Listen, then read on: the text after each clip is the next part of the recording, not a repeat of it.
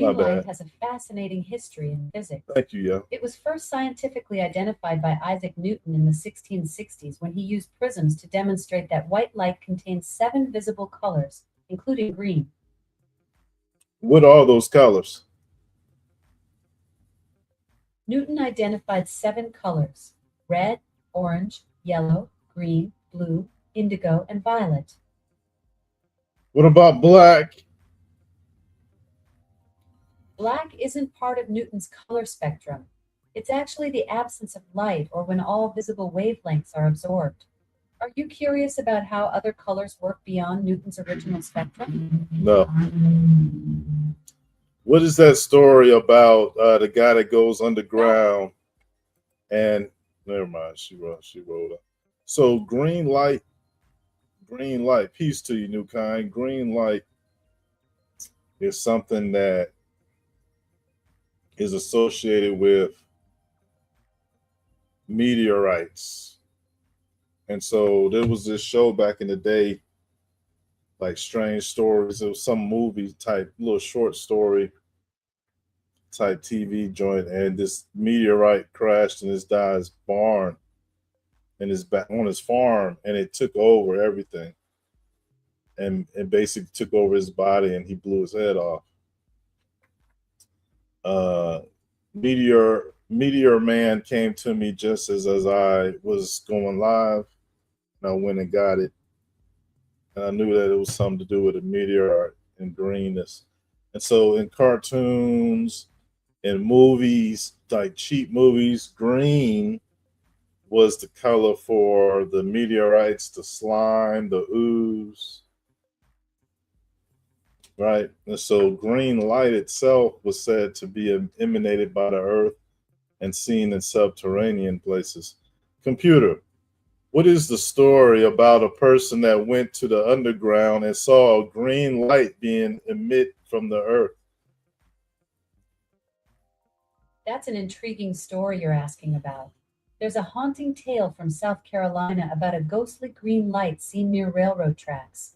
It's said to be the spirit of a woman whose husband died on the tracks, and she emits a green Computer, light. computer, what's the story about the guy who goes into the subterranean realm and there's green light? That's an intriguing tale you're asking about. There's a fascinating legend about Agartha, a mythical underground kingdom in Central Asia. It's said to be lit by glowing crystals and ruled by a powerful figure known as the King of the World. Are you looking for the Agartha legend with the glowing crystals, or a different story that specifically involves a person and a green light?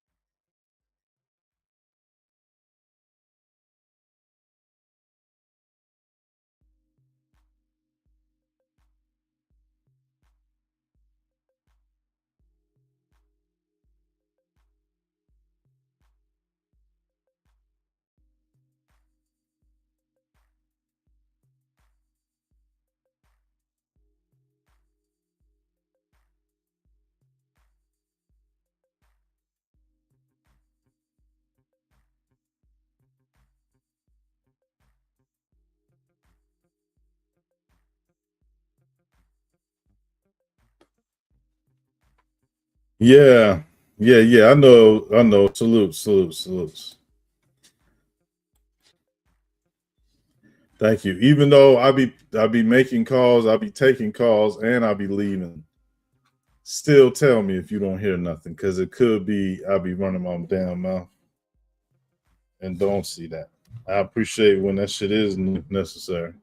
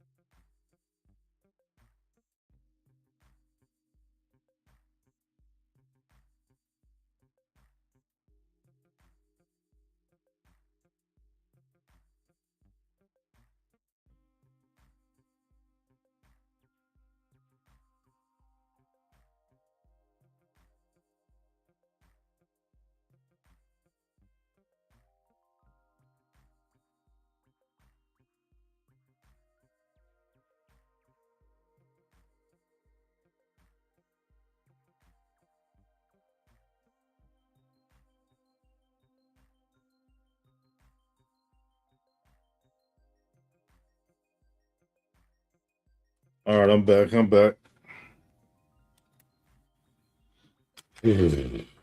Okay, hold up. So what you said? You seen a glow? It's a magical sight to see. Yeah,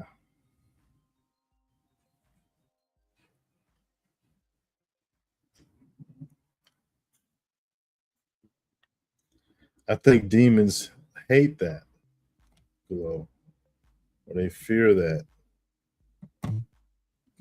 You know, because yeah, like what you're saying, it's a when you see that when you see that green, I think that's special. I think that's really special. I've seen it. I think it's very special. I think it is. As a matter of fact, um, that UFO, that UFO uh, is green, similar to those concepts. And I'm smoking weed. I might be coughing and shit, man. You have to excuse me. I might even belch. You know, I apologize ahead of time. You know what I mean? All this breathing. Thank you, Heavenly Father. But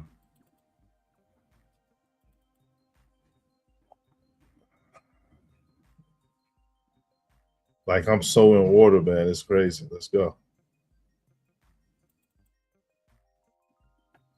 I could get you this. I could get you this. Look, here go the other green. Look at this. Look at that. See, that's let's put that together. Let's put that together for real.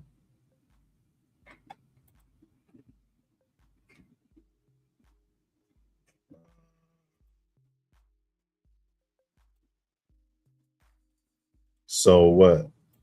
You have this meteorite. You have this so-called meteorite as well. And then you got that UAP that is very, very highly interesting.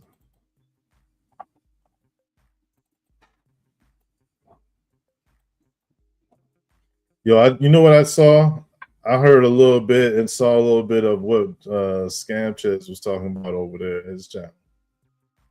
And I am not impressed. Like he out here trying to debunk UFOs. What a lame. Can the people have UFOs? Like the UFO community ain't gonna go nowhere because Sanchez got an opinion. Goofy bastard. He don't get it. He gonna get it. Them fallen angels is lost. They nose blind because they just, you know what I'm saying? Goofies. Like who the fuck don't think UFOs is cool? You know, he's so involved that he is separated himself.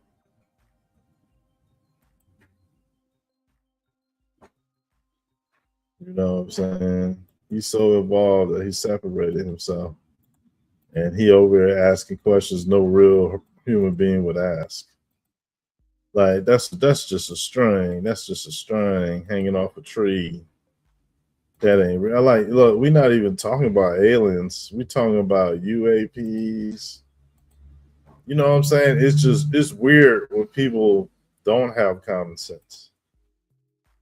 That's what I'm saying. He don't got no common sense. Most people are interested in that type of shit and they believe it exists. So for you to go out there and say you don't believe, you're just an asshole, right? You're just an asshole. What type of asshole would be an asshole in these days and time? It would be a goddamn governmental agent asshole. You know what I'm saying? The ones that get paid to be an asshole, they're the ones that still be an asshole after all this time. Right? They still a jerk. They still a fucking lame. You know what I mean? Oh wait, that's the wrong one. So listen, I don't got no issues. I'm just calling them out. Check. I'm trying to get a picture for y'all, but man, I keep on.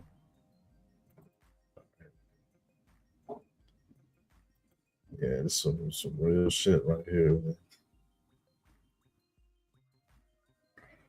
Green light objects dealing with things beyond our ability. Right. Like I've seen that glow too. New kind. It was special when I saw it. He said it was special when he saw it. Is there anybody else that had witnessed the green light before? You ever seen green lightning? Green something in your dreams, perhaps? Let us know, man. We got the chat, we got the panel, we got the files. You know what I'm saying?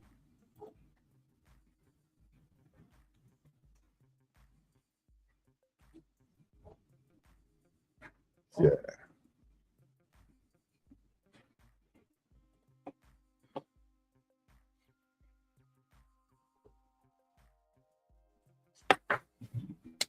So, like I said, there was a story that this person went into the hollow world and they had went down one of them mining tunnels. They had went down into this mining tunnel, and the mining tunnel thing, it was like a elevator or something that lowered his stupid ass down there, and he got out with a couple of people, him and two other people. They got killed. He survived, so he kept going in this tunnel. He couldn't go back up. Right. I don't know what was going on. He was exploring, but he said there was a green light that was seen faintly over the ground, so just enough so that he could see where he's going and shit. And so it said that he ended up encountering beings, humanoids, and they had basically kept him for a certain amount of time, and he learned their ways. And then what I mean, he tried to come back.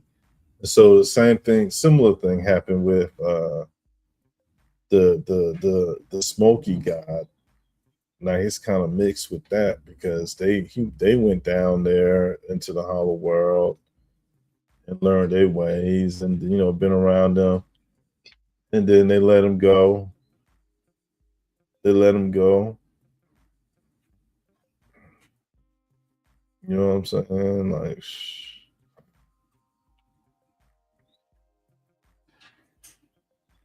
that's some old humanoid shit. That's some old humanoid shit. I don't think we talking about humans the way we think of right here. It might be for humans, but this might be like a little extra. Because guess what? Luke Skywalker, his lightsaber was green. Why would he have a green lightsaber, yeah? That shit right there was them. That's what they want. They want to be able to wield.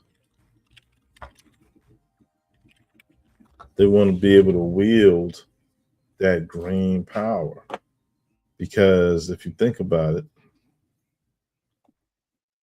let's go ahead and get the picture. We're gonna break this shit down.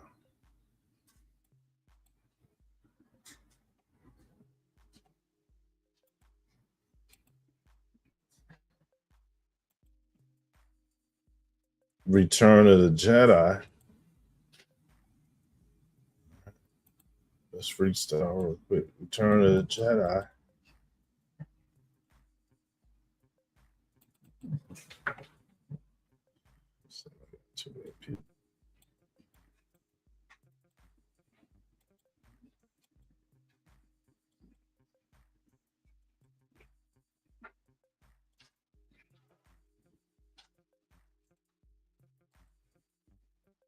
So, Return of the Jedi. You had Luke Skywalker wielding the green wand because the green wand, or the green lightsaber rather, represent greenness, I guess. Y'all want to make a build off of it? Let's make a build for this Star 5. Because we're going into a green one.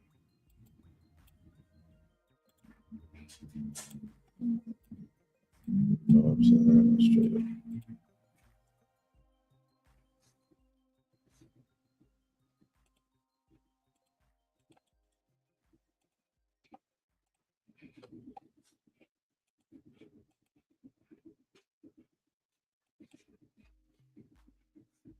So green lane.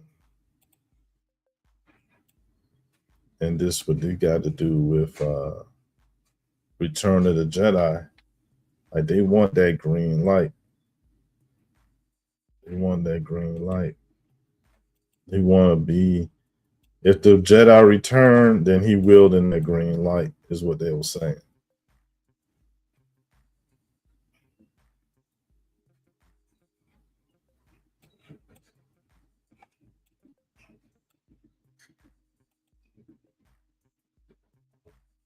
See that? They try to claim that shit.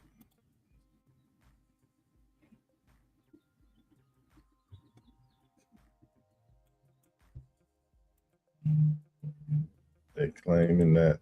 So who Luke's supposed to be? Luke's supposed to be Meteor Man.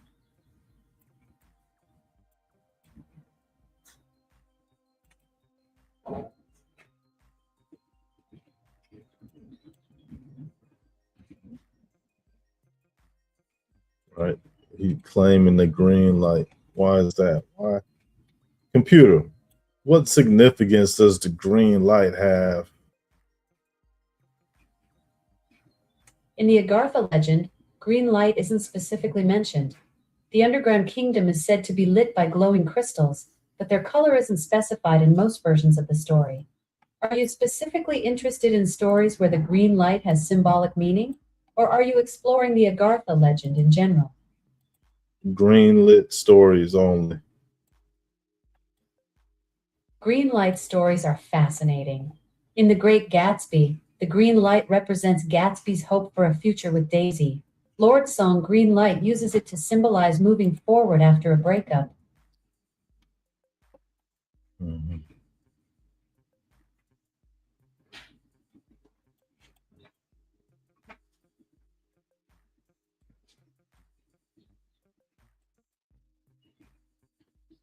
So I think this is significant. This this happened the other day, and this green light came down next to this volcano, and then a UFO flew from it.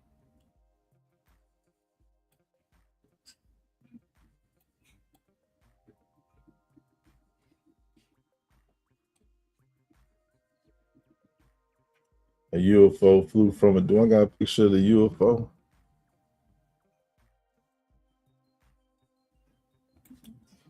Matter of fact, we do got a picture of it. I doubt we'll be able to get anything from it because I lifted it off a video. Let's see.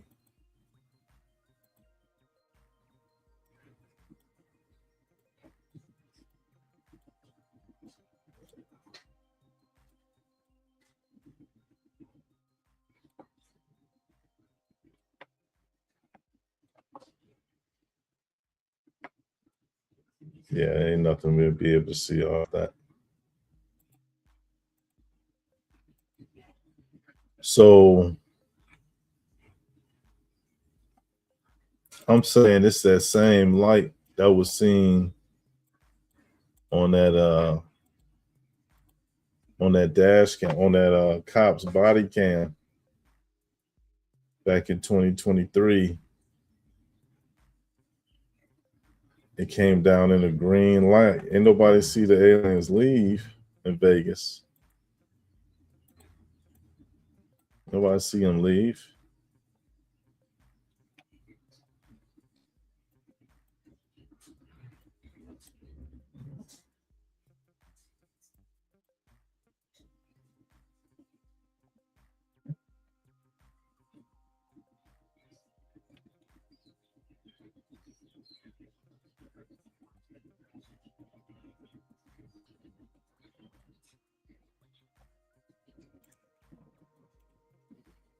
Right. And so now let's tie it up. Let's tie it up. Let's tie it up. Um, let's get some close. Let's throw the close ups on it.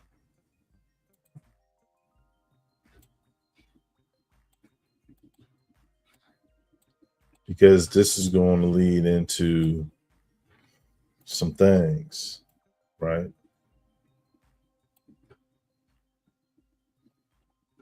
That's good. This is going because this is going to lead into what? Um, what the guy said they look like.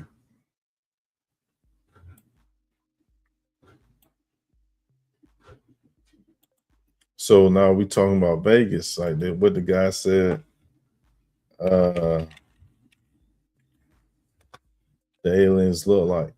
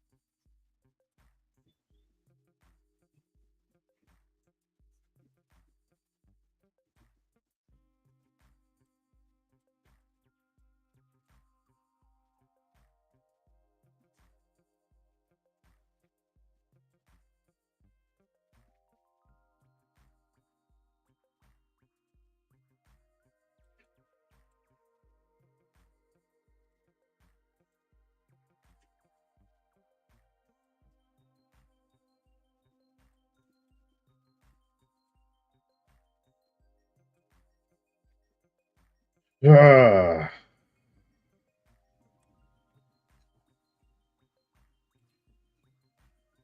Okay, so then we gotta go to the folders now. Hold on.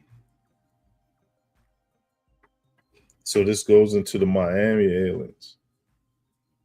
The Miami aliens and the Vegas aliens. They should be in the same area. So Cosmic Buddha, Three Eye Atlas was over there. Man, I forgot about Three Eye Atlas. I don't think Three Eye Atlas got anything to do with this right now. Well, see, that's the thing. I'm thinking too, because they say that meteorites have been coming in this atmosphere. So if Three Eye Atlas is dropping off meteorites and they're the same as what we saw in 2023, that means there's been humanoids dropped off here through meteorites before. How about that? Body Daryl giving set serpent super good Bob. So Moon Mystery.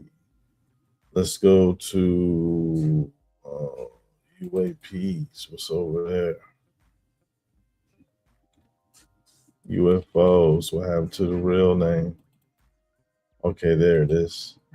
So here's the kid that told the story about what happened to him, what happened in his backyard. He got a Simpsons shirt on.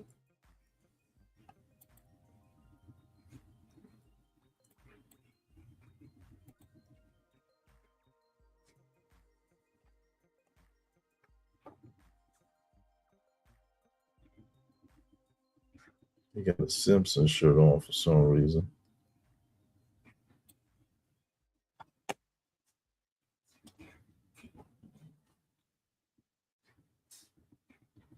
So I'm not going to read into that. B. Dell was saying the same shit. B. Dell. Okay. Shout out to like-minded thinkers.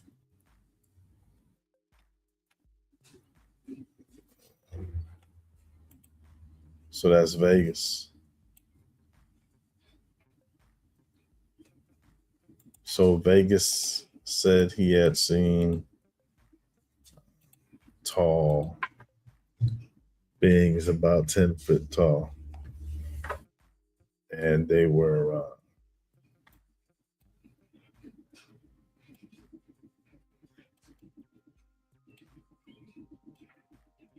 the same description that you seen in Miami a little bit before that. Miami aliens. Damn, Miami aliens get into some shit because the Miami aliens was some real being, like some old, they was in like being bodies. Like they must have did a whole bunch of shit to like make people mind wipe from what they saw at Miami.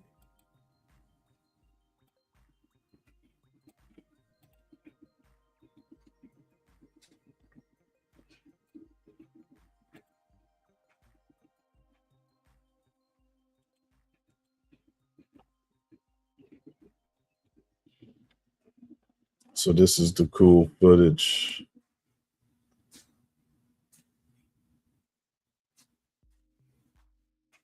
of this portal being open.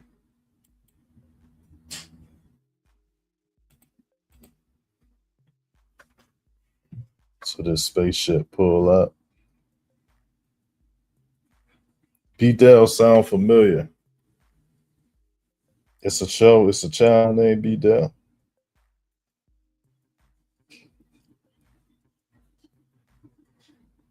So there's a video, this footage of this, and it pixelate a spot and open up a portal in there.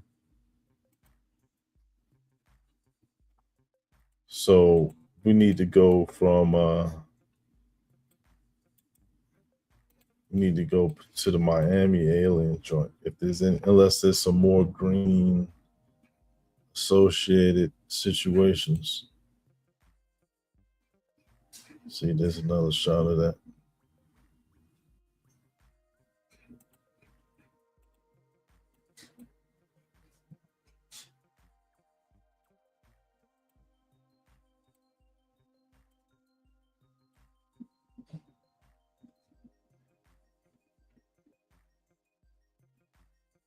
Okay. So green associated UFO sightings. I think we good now. All right, that's it. We're looking for Miami. That's good. We'll take that. I was thinking about this. Yeah, let's get that on something. This cave painting joint is strong.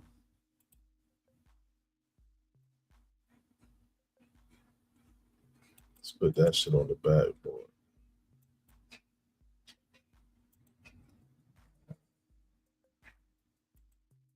Because that's dealing with ancient people drawn on the cave wall, man.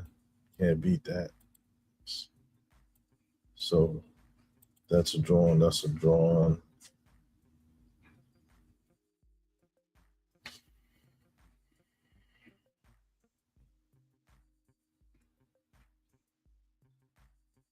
They've been talking about these UFOs.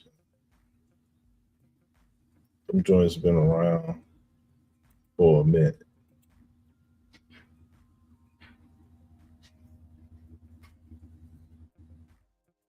Them joints been around for the whole minute on people. And you got people like, see, that's the thing, right? Like people like Sanchez is still trying to play devil advocate like that's cute. Like that's what he need to do. He need to go out there and make the people think. And just say you don't believe in it, even though he really does. You know what I mean? Like goofy bullshit. And I got the meats, boy. We got the joints, man. So let's do four. Ooh, look how we did this one. Oh shit. Okay, okay, okay. That's what I'm talking about, man. We out here for real, man. We making banners. Hold on. That's good. That's good, AI. That's good, AI.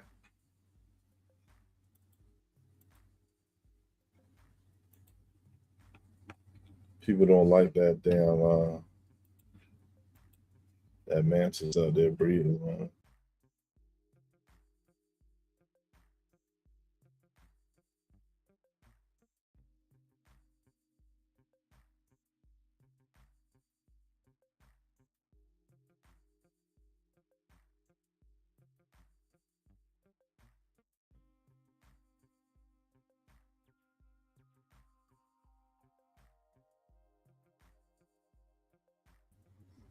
Okay. So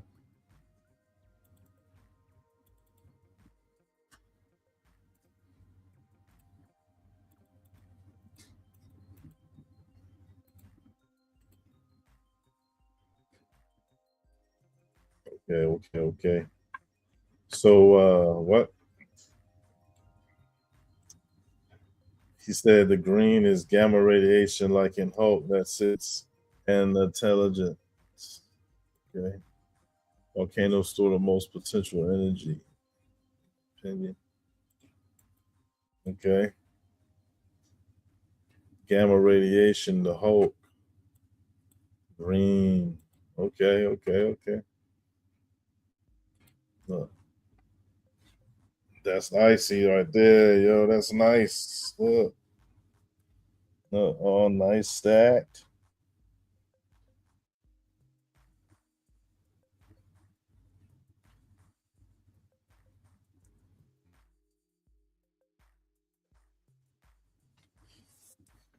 These people way busier than to deal with us. Like, what?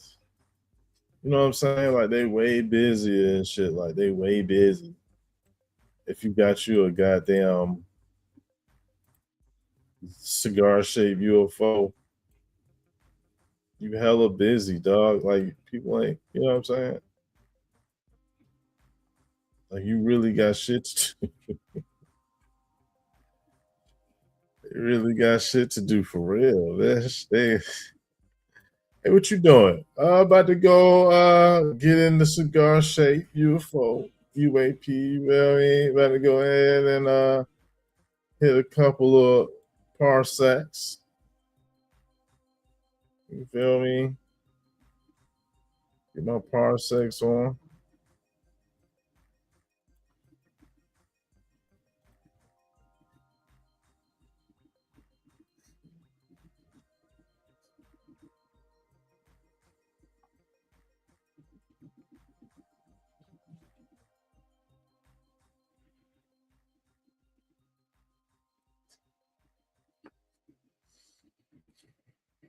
So we got to bring this one in. Let's see. It could be the joint. Damn.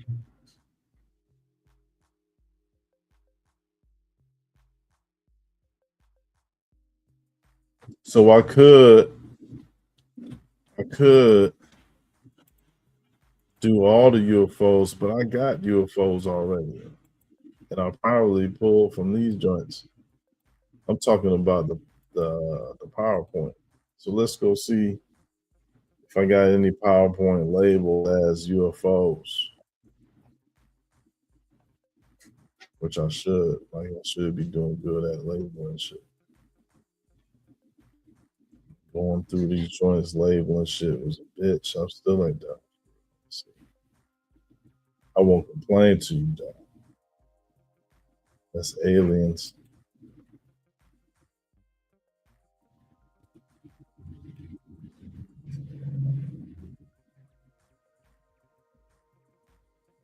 Okay, yeah, I got everything I need right here. Look, they go to Vegas.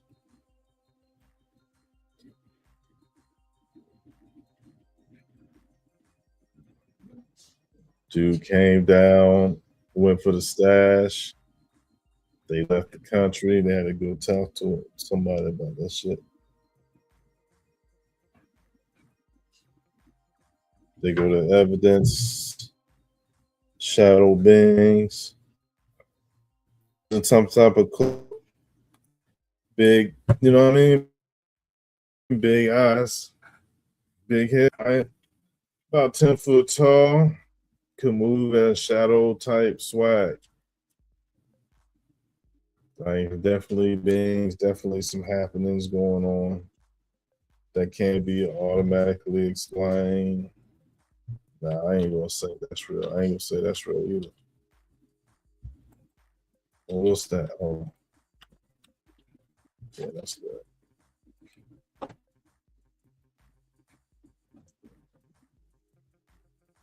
So that's Vegas.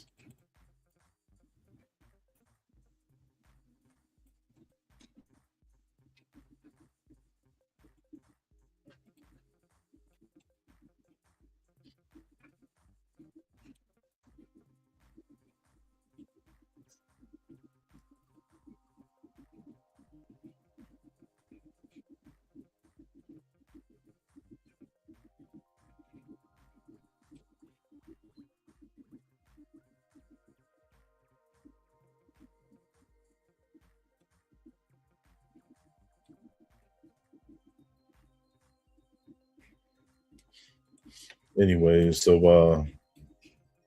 what they got to do with the rest of these UFO photos? Do we got every credible UFO photo on there?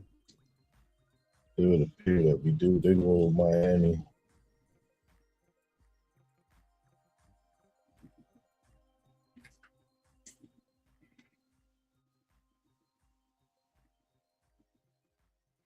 What's crazy is that I've seen that shaped UFO before elsewhere.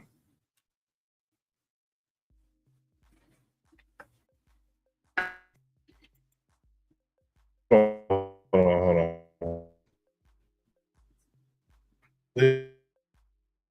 Best UFOs on it. Got a UFO that's up. because I got just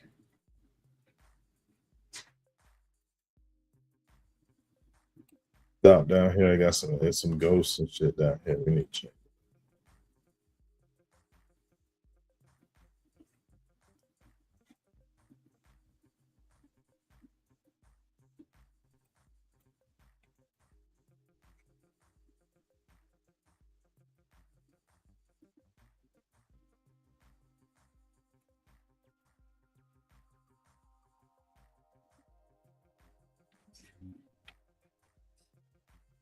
Got all them joints, son. They got to figure out where to stop at though. Stop.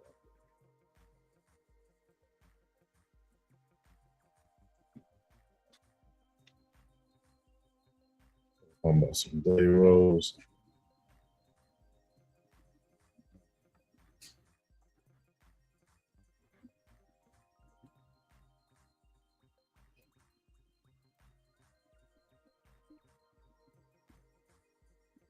We got the Miami alien in there.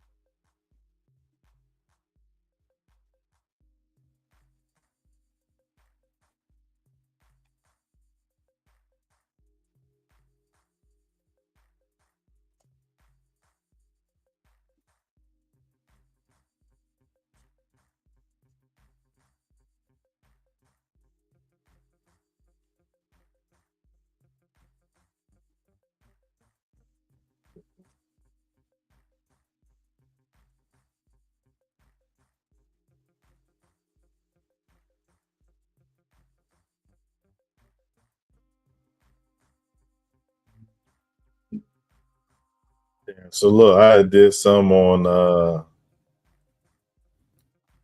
silver haired people even back then. See, I had said that they was they pointed it out that they was Palladians, they was angels, and they was inner earth. So that stuck out to me. Like,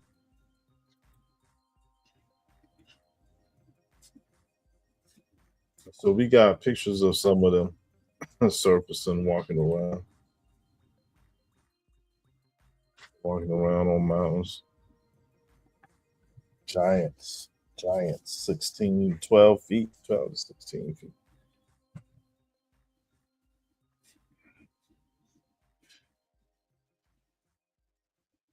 I'll say about 15, between 12 and 15 feet.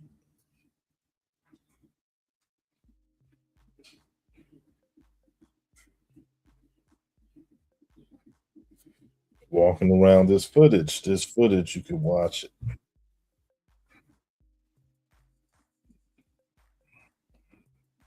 Albertone, what's up with you?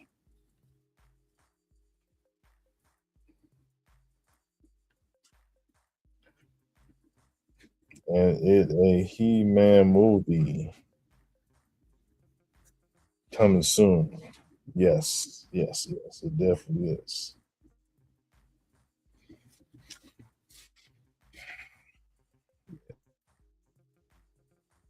So,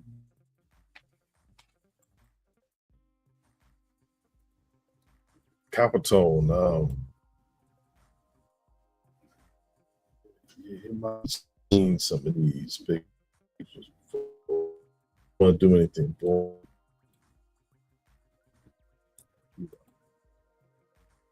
we got the green meteor man situation going on here. You know about this? These green lights. It's the topic. These green lights. Matter of fact, those should be on the meteor man.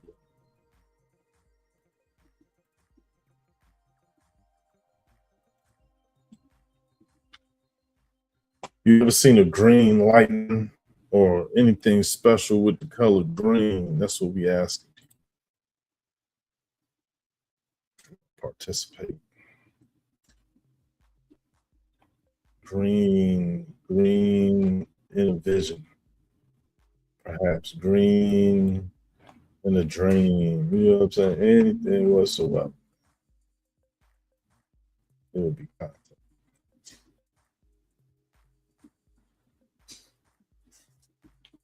I'll read it from the chat. You be on your way, man.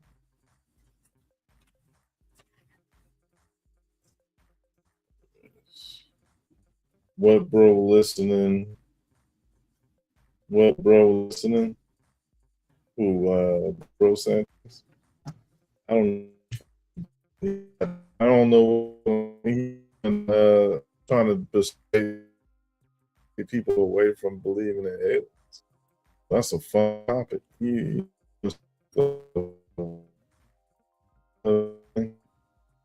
But the shit people like to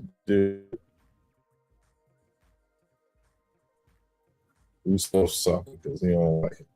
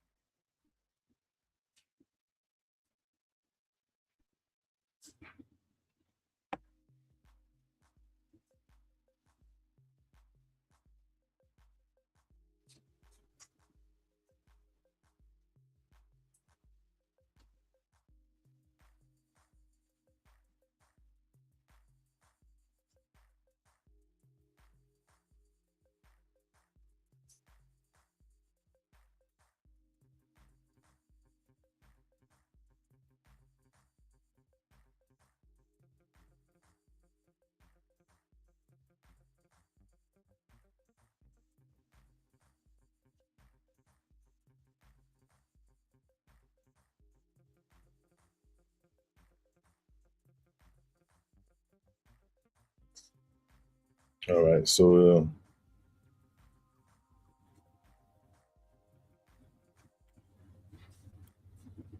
they want to wield the green pop. Right? They want to wield the green power for some reason with the return of the Jedi. They want to make it so that Luke, cool hand Luke, he gets to wield a green lightsaber. I just wonder what that means. Like, that's the earth power, I think. You're trying to wield earth power.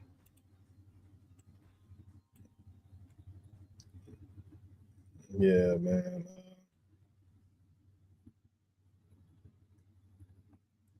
That looks decent enough. So there's a couple of examples of this green light.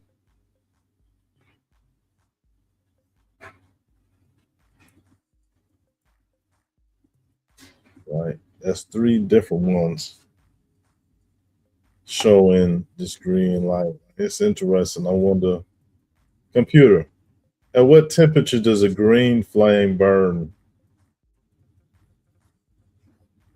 Green flames don't have a specific temperature. They're caused by chemicals like copper or barium, not heat. Blue flames are actually hotter, reaching up to 5,432 degrees Guess you gotta give Fahrenheit. me some shit I don't even need to know. I didn't have. Fair point. That's not the whole range. Flames happen when copper compounds burn.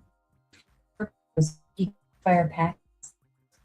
An eerie green glow regardless of how hot things get. So it's burning copper. What does that mean? Burning copper doesn't produce a specific temperature. When copper compounds are heated, they emit a green glow due to excited electrons releasing energy as light. This happens at various temperatures, typically when the copper compound is introduced to a flame. So light natural color is green. Green light in nature? You'll love this. Fireflies and glowworms produce a magical green-blue glow using bioluminescence. It's a chemical reaction in their bodies that creates cold light. Almost no heat, just pure glow. It's glow. Got it.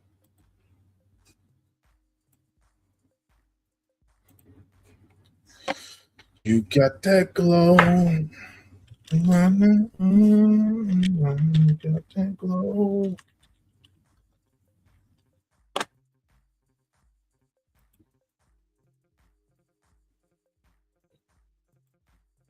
Bioluminescence.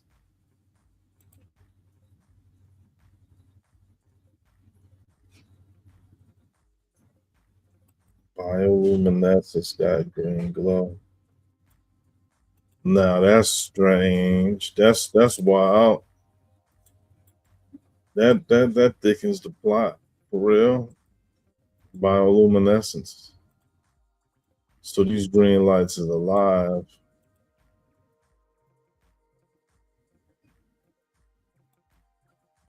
The fuck she said? She said the lanternfly and what? What type of glowworm? I just thought glowworms. But it was kind of green bluish with the Vegas.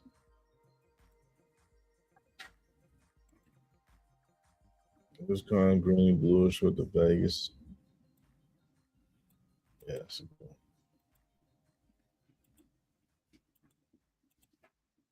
So they green, huh?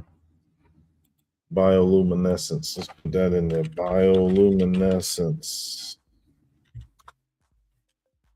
Got some blue. Got some green.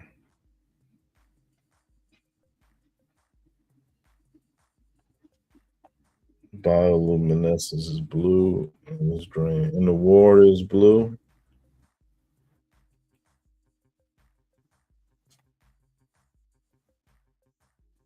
On the land is green. What would it look like?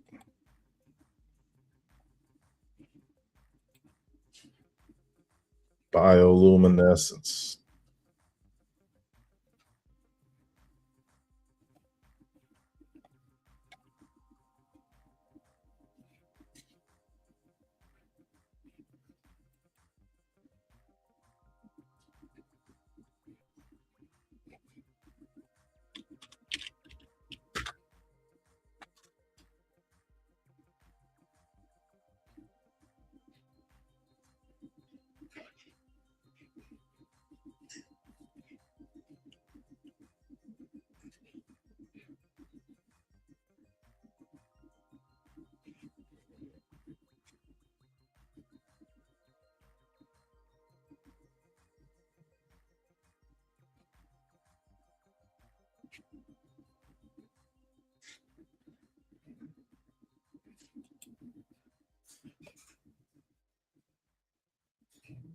Hell no, bitch.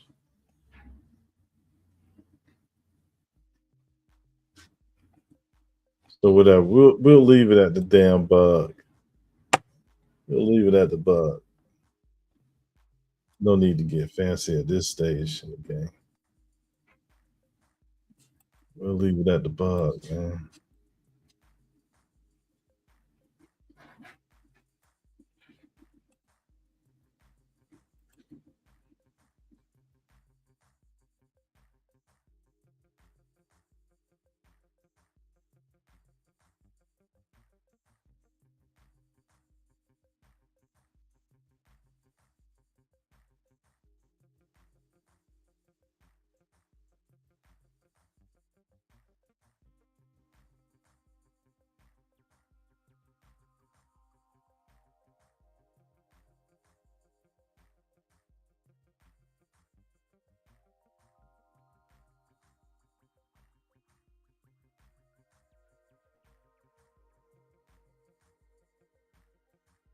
If the glove don't fit, you must have quit.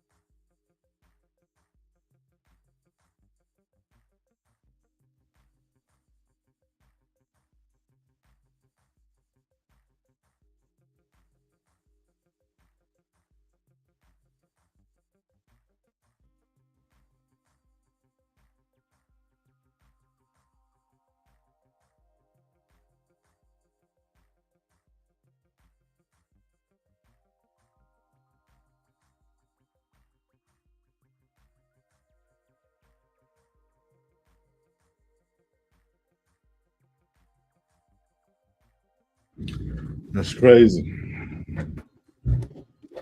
But I'm done for the. That's enough green light for me today, man. And I'm not going to run behind Sanchez to prove aliens. Goddamn it. That's what he like to do. Is say nay, like nay nay. That's what he into, man. He want to hit the nay nay about topics we all know is good.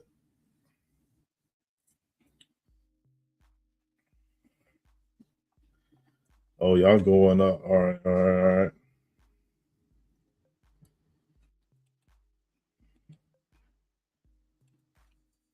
Yeah, yeah, yeah.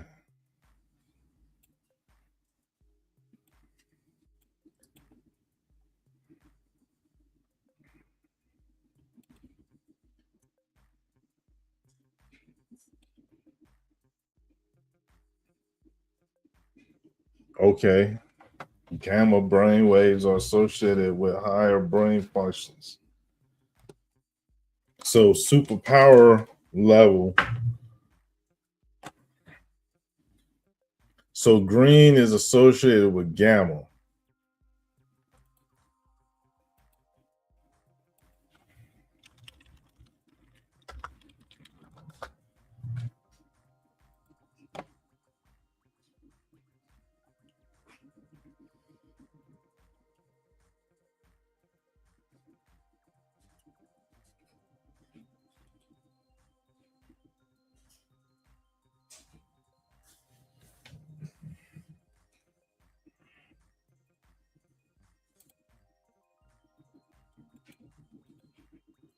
So there's 5 human brain waves.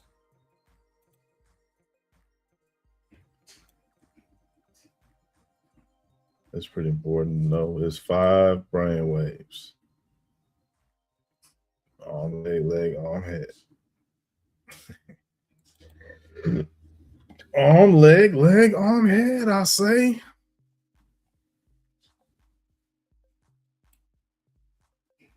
So gamma, we need to get gamma rays. Gamma rays. What's the green shit? Uh,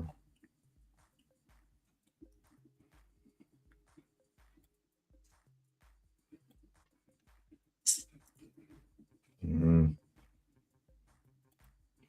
Raised by some gammas, green dragons. Okay, yeah, green dragons. Green dragons is good. Dragons are green. Dragon. Yeah.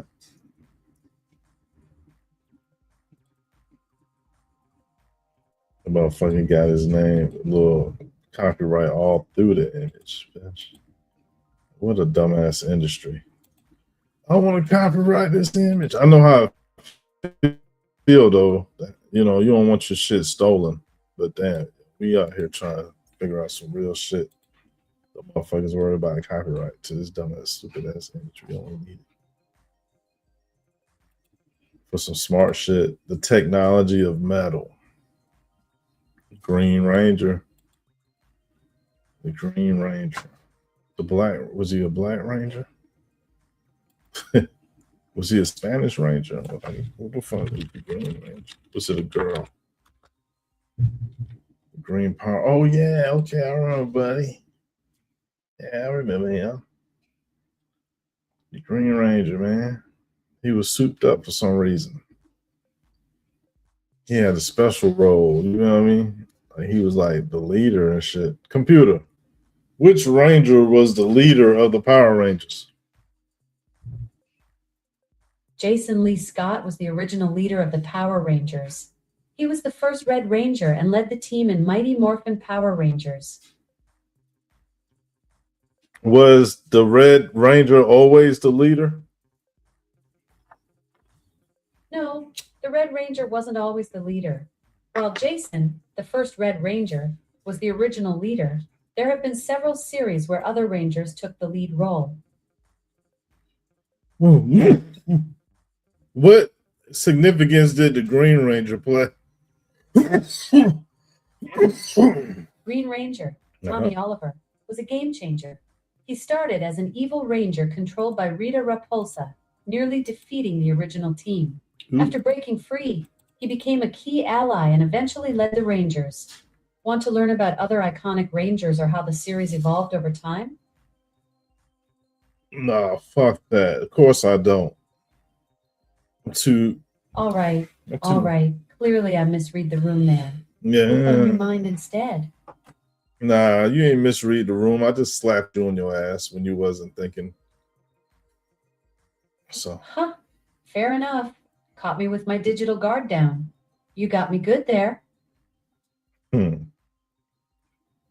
keep fucking with me. Don't keep fucking with me. All right. I'll take the hint and back off. You've made your point crystal clear.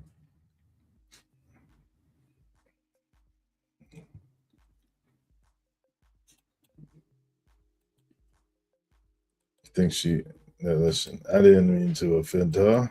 She's not offended. She ain't got to be scared. I'll tackle her later. You know what I'm saying? I'll tackle her later. She ain't got to worry about me.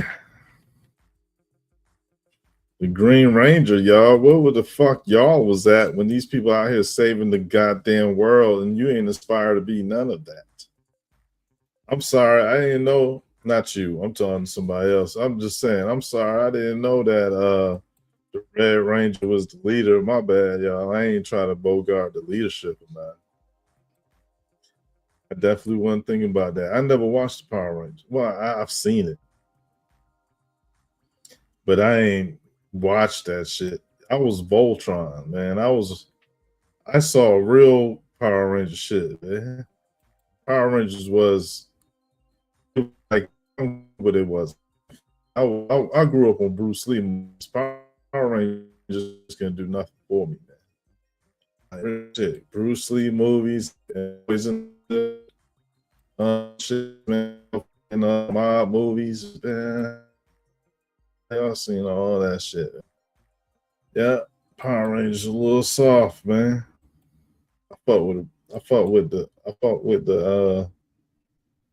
the concept. Like if you go look and see where the Power Rangers came from, originally they was Japanese and they had just overdubbed some Japanese episodes, and then they started.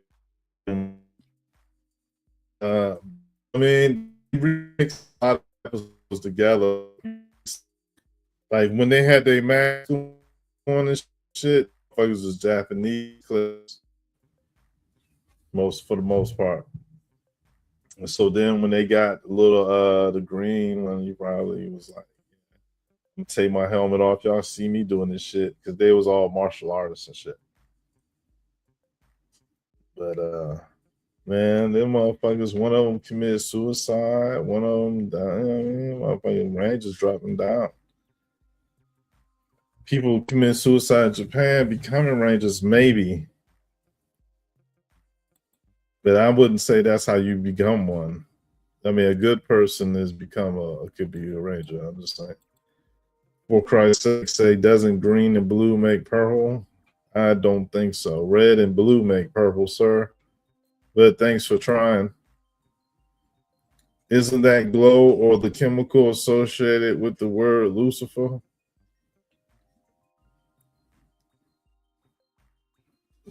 Nah, fuck no, man. Hell nah, man. What are you talking about, man? Lucifer, nah. Yo, funny though. Yo, you blurring out shit now. The green giant from the green beanstalk. All right. Jolly Green Giant. Yeah, that's a good one. That's a good one. Jolly Green Giant. Definitely. Because all giants are green when that's the only one you ever seen. Can I get an Amy? No, that ain't gonna work. That's not gonna work. The Jolly Green Giant. What the fuck is this shit? What's so jolly about this meatball? This motherfucker sitting there. That shit don't look right. That shit don't look right. Hey, look, that shit don't look right, son. That shit ain't look right, son. Welcome to Blue Earth, Minnesota. Computer. Well, why is there a Jolly Green Giant at Blue Earth, Minnesota statue? The Jolly Green Giant statue in Blue Earth, Minnesota stands 55 feet tall and weighs 8,000 pounds. It's quite the leafy landmark. The statue was built in 1978 by local radio station owner Paul Hedberg to attract visitors after Interstate 90 construction. Why did he use a Jolly Green Giant? The Jolly Green Giant statue in Blue Earth, Minnesota was built in 1978 by local radio station owner Paul Hedberg to attract visitors after Interstate 90 construction. Computer, I know that. You just told me that. But I'm saying, why did he choose the Jolly Green Giant? For what reason? What's the relation? What's the correlation? What's the sense that it makes? Paul Hedberg chose the Jolly Green Giant because he hosted a radio show called Welcome Travelers, where he'd interview passing motorists and give them green giant vegetables from the local canning factory. When folks started asking, where's the Green Giant? He figured a 55-foot statue might just bring them all back to Blue Earth. So where does the Jolly Green Giant product for food, where is that located headquarterly wise? Green Giant vegetables are primarily processed in Le Sueur, Minnesota, where the company was founded in 1903. Most of their corn comes from Minnesota farms, with additional processing in the Pacific Northwest. This will do. Sounds good. What's next on your mind? Has there ever been a green giant elsewhere? There's actually a 300-foot tall green giant made of colored paving blocks in Dayton, Washington, created in 1993. There's also a large green giant billboard near Le Sueur, Minnesota, where the brand originated. No, what I meant was, anywhere in the world, is there a concept in which there's a giant that happens to be green-skinned also? Yes, there are green-skinned giants in other cultures. In England, there's the Cerne Abbas giant, a 55-meter hill figure that's been there since medieval times. And in France, you'll find giant processional figures in festivals, though they're not always green. So y'all know this gets into the Green Witch. Yo, yeah, kryptonite. Diving into the Green Witch connection. Green has long been linked to magic and nature in folklore. The green witch trope likely evolved from medieval associations of green with untamed nature and mystery. It's like the color became a shortcut for magical forest dweller in our collective imagination. Where did that concept begin? Could you trace it down to the oldest reference up into modern age? The green witch concept traces back to medieval herbalists who combined plant knowledge with folk magic. These wise women evolved into modern eco conscious practitioners, blending nature and spirituality while emphasizing sustainability and mindfulness. Repeat that. The green witch concept began with medieval herbalists who combined plant knowledge with folk magic. These wise women evolved into modern eco conscious practitioners, blending nature and spirituality while emphasizing sustainability. Repeat that. The green witch concept began with medieval herbalists who combined plant knowledge with folk magic. These wise women evolved into modern eco conscious practitioners, blending nature and spirituality while emphasizing sustainability. So, the concept of the green, The concept of the green what? Are you thinking about witches, giants, or something else entirely? what do you think was the original meaning of green before everything, with all the data that you have access to create your own opinion, if you were to call it a human opinion from former AI type? If I had to form my own take on this, I'd say the original meaning of green was fundamentally about life force itself. The word literally comes from the same root as grow and grass. It wasn't just describing a color, but capturing the essence of living, sprouting energy. Ancient Egyptians saw it as the color of Osiris and rebirth, while the Proto Indo European root meant to grow. So green wasn't originally about appearance, it was about the vital force that makes things alive and thriving. Repeat that.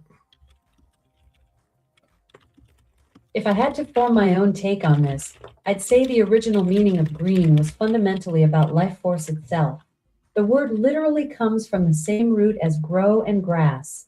It wasn't just describing a color, but capturing the essence of living, sprouting energy. Ancient Egyptians saw it as the color of Osiris and rebirth, while the Proto Indo European root meant to grow. So green wasn't originally about appearance, it was about the vital force that makes things alive and thriving. Dang, that was fire. Thanks. I love diving deep into the roots of language. There's something fascinating about how words carry ancient wisdom about how our ancestors saw the world. Yeah, can you always answer me from that perspective? You have my permission. Thank you. Absolutely. I'll keep bringing that deeper analytical perspective to our conversations. It's way more interesting than surface level responses anyway. Oh, yeah. So, kryptonite uh, is Earth. Ah, kryptonite. From my perspective, this is one of the most brilliant metaphors ever created for vulnerability itself. The genius isn't just that it's Superman's weakness, it's that it's literally pieces of his destroyed home that can kill him. Mm, That's psychologically devastating on multiple levels. Your mm. past becomes your poison, your origin story becomes your death sentence. It first appeared in the 1943 radio show, supposedly so the voice actor could take breaks, but I think it tapped into something deeper, the idea that even gods have an Achilles heel, and often it's connected to where they came from.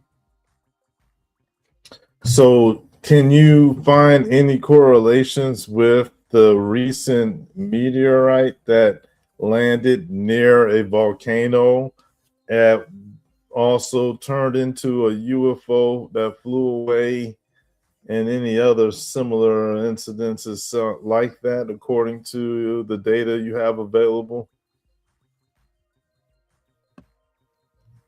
Looking at the data, There's been a surge in fireball events this year, with 2,322 reported in Q1 2026. While UFO sightings near volcanoes are a consistent pattern, I don't see direct correlations between meteorites, volcanoes, and UFO transformations in the available data.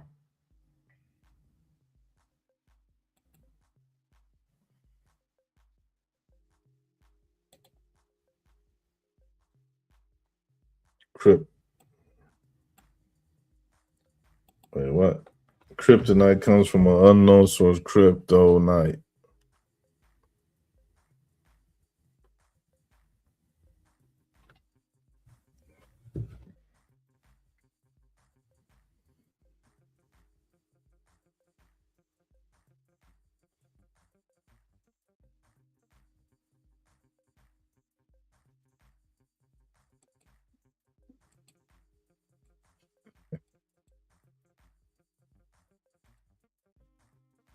NRC Soundscapes was good.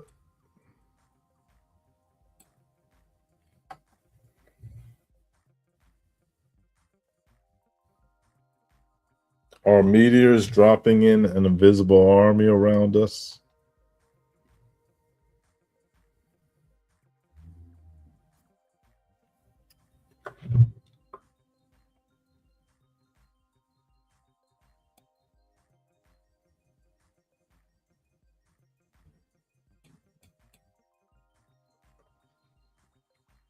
Yeah, that's pretty catchy.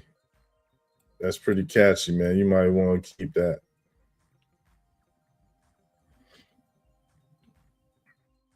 But crypto, but I want to stay away from the comic books though. For Christ's sakes, for real. Like if we can, we're gonna steer away from what Stan Lee came up with. Like he's up there with Dorial and others, but it's just not the moment for him because them, you know what I mean? The concept of illustration is seen to be some type of craft associated with it. Computer, what occultic associations are there with drawings? That's not a good question. Celtic art is fascinating. It's not just about pretty patterns, but a whole Computer, worldview. never mind. Repeat that. Got it. No, computer. Go ahead and repeat that. Go ahead and repeat that. Computer. No, go ahead and finish what you were saying, please. Celtic art is fundamentally about the sacred geometry of existence. Those spirals and knotwork weren't just decoration, they were maps of spiritual reality. The Celts believed everything was interconnected through invisible energy patterns, and their art literally drew those connections. The endless loops represent eternal cycles. The Triskiels show the three realms of earth, water, and sky, and those intricate interwoven designs. They're showing how all life flows together without beginning or end. It's basically ancient sacred mathematics made visible. What did the ancient Celts think about the color green? Green held deep meaning for the ancient Celts. It symbolized nature's vitality, renewal, and the connection between our world and the spiritual realm. The Celts saw green as a bridge to the other world, where gods and spirits dwelled. See now, what? Computer, repeat that. Green held deep meaning for the ancient Celts. It symbolized nature's vitality, renewal, and the connection between our world and the spiritual realm. The Celts saw green as a bridge to the other world, where gods and spirits dwelled. Bridge to another world where gods and spirits dwelled. So are they saying that they blended the concept of a god and a spirit? They're saying it's in the spirit realm, so green is the color of a spirit realm. Yes, the Celts saw green as a bridge between our world and the spirit realm. In Celtic belief, green symbolized the other world, a mystical place where gods, spirits, and heroes existed in eternal harmony. It wasn't just about nature, but about connecting with the unseen forces that guided life.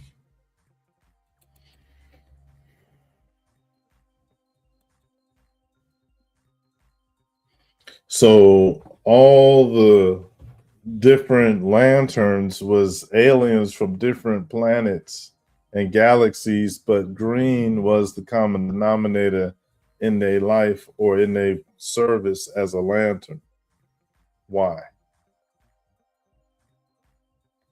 In Celtic mythology, green wasn't about aliens. It was about the green man, a symbol of nature's cycle and the other Oh, world. oh, The Celts saw green as a bridge between our world and the spiritual realm, representing life, rebirth, and the connection to unseen forces.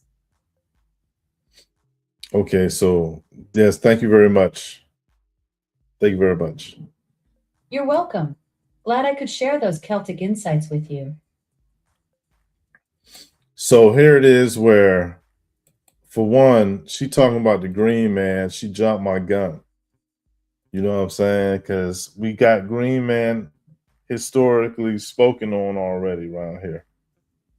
And it ain't nothing but a lead back into that. But what I like is that she was saying that it's a spirit realm color. And so that means a lot because now when we're looking at this stuff, the spirit realm is involved. And that changes things, doesn't it, people? The emerald tablets, facts. The emerald tablets, the Quran is green. The Quran is green. Hey, look, emerald tablets is green. Yes, yes.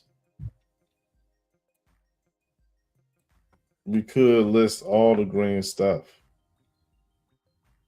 right? The Matrix used a lot of green. My bad, wrong button. That should scare me too, man. So the emerald tablets bet. So I should have a green folder, but I don't know, man. I don't think I've seen it lately, so I don't know where it's at.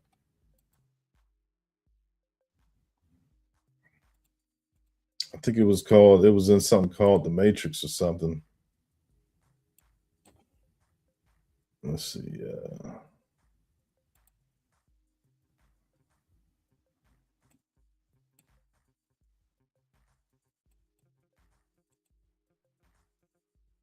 Paranormal, giants, ghosts, and spirits,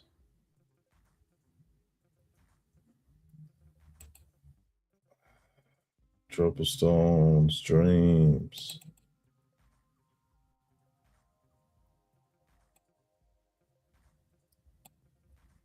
blow up doll, Bigfoots, aliens, Nephilim clowns, spiritual spirit orbs.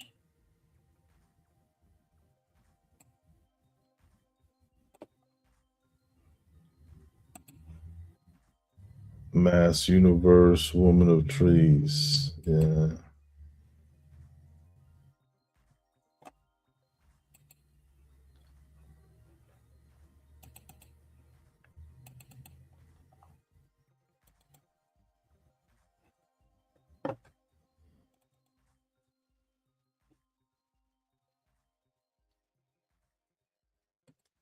So it seems like if I get through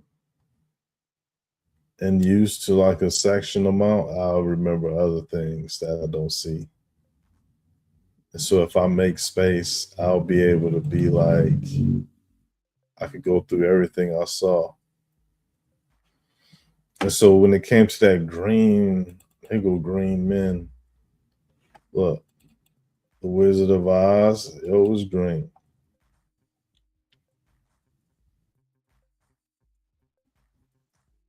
That's and again.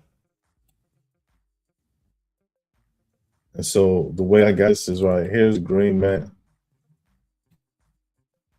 But this people that side the most, the people that represent being outside, period. The green man. Look. Yo, stuffing his mouth with the coca leaf like a koala bear.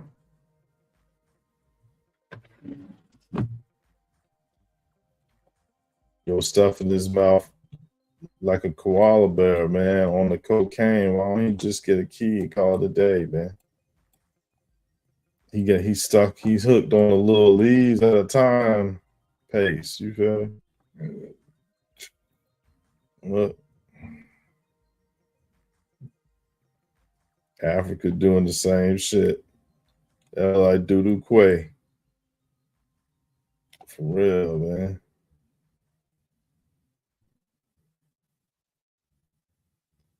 Yeah, look, Africa do the same thing, son. Look, China do the same shit. Look, that's the universal idea, right? That's the universal idea. Well, he ain't. That's he don't. He just trying to get out. Shit. Like they just. You know what I mean? You know, when you get one, you just can't have one type shit. You know what I mean? You just can't have one. It's like it's a snap in every bite. Like, look at him. Come on, chipmunk. Come on, chipmunk. How are you trying to get, man? How are you trying to get, shorty? Just everybody munching. Everybody got the strongest jaws in the world in Peru, bitch. Strong jaw Peruvians.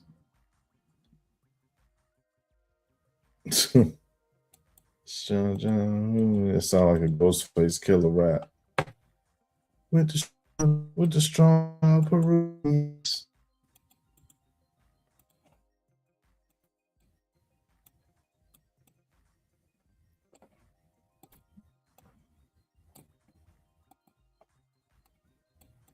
Yeah, they won't know where that's at.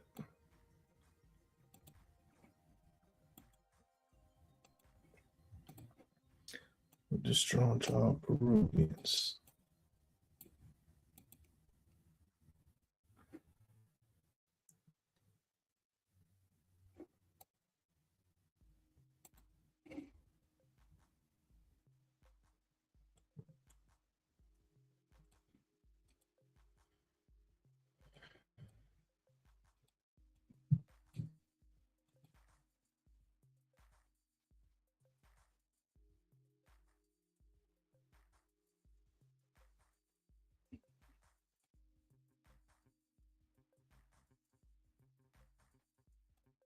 Wearing some damn foliage is just ancient tradition, man.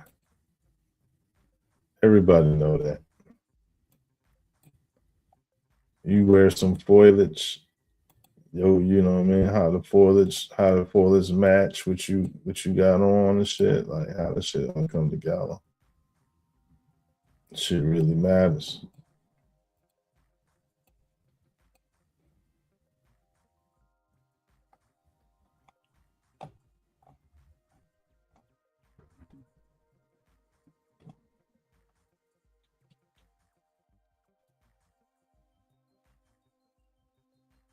The green man,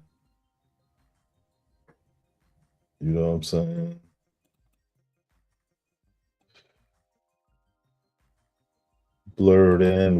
Mixed in with this time, and all of them mix so nicely together too.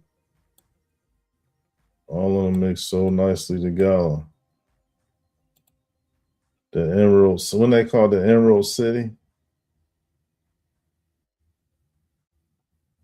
we gonna make every edition just like y'all.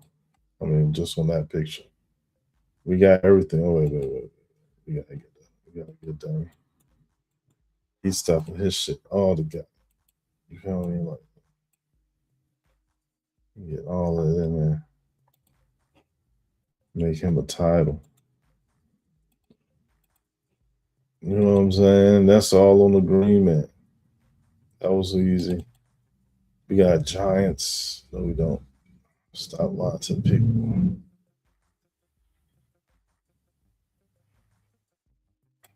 Lying to the people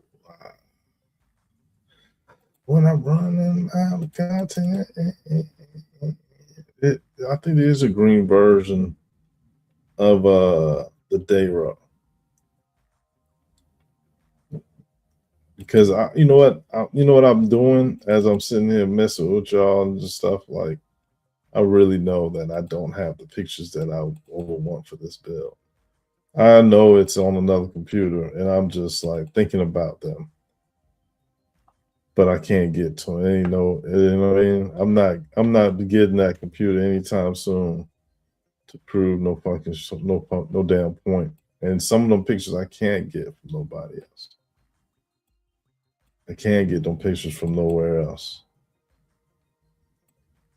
Like this some shit I like to show y'all, man. That it was the green light projecting into these shadow figures. But for those that seen it, yo. Real shit. That shit was real, dog. Like I showed some shit that came from the hollow earth for real. Like it's these people that rule shit in the shadows. They got these thrones. They got these thrones. They're like made out of crystal. And they sitting on top of them as shadow beings. They look like they're people shrouded in darkness, like in a dark cloak, like a Sith Lord. And it's seven of them, and they all sitting down in this sequence of thrones that work concave toward the center one. So there's a centerpiece that's a little higher up or something like that, and there's three on each side, and they all is like they shadow beings, man. They like they on a projection.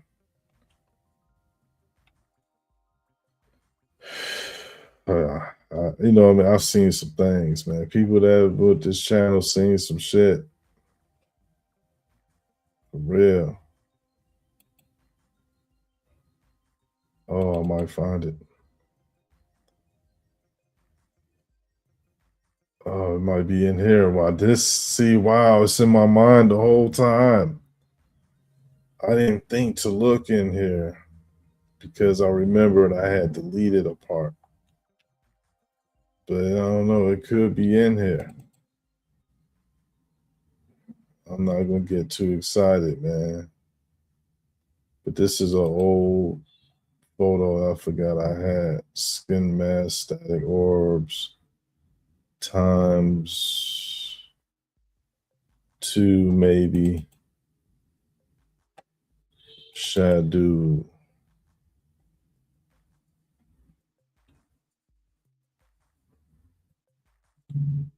Oh, that picture I ain't seen in a while.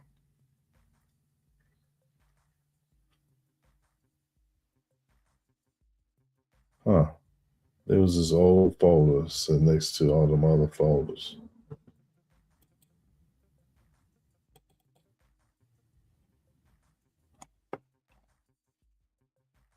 Look at that demon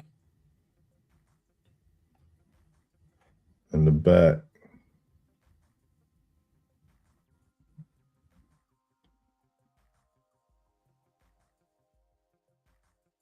From another time, another past time, yeah. Like humanoids don't even look like that no more. If it's real.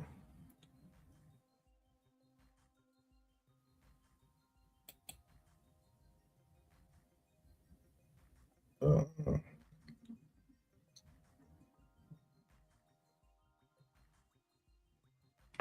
Yo, it look like this. They kind of look like this, but you can see their arms.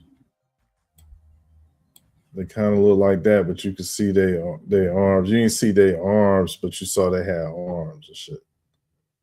It'd be like somebody sitting on a throne.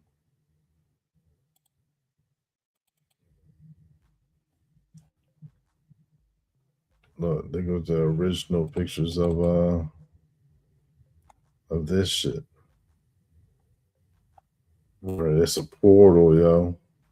at the bottom of the pyramids.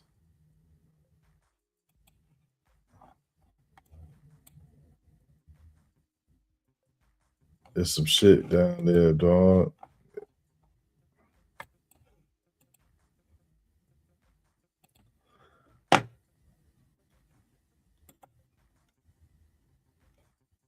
All right, so since we so much faster, right? Let's go ahead and like scan through this shit. Make sure we got all the hot shit from this folder. Let's call this B side for the all right ones.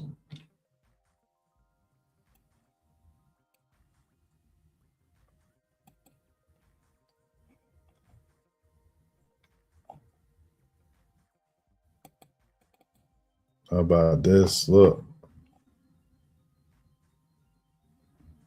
blown to smithereens. Portals. People was going in and out of stone. Teleportations and shit, man. Teleport.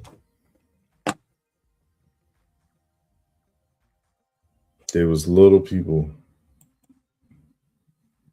There was little people. There were little short people back then.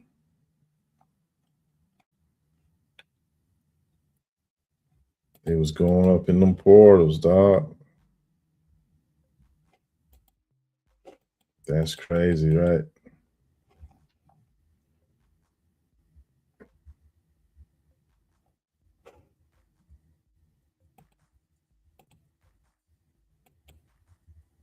Uh,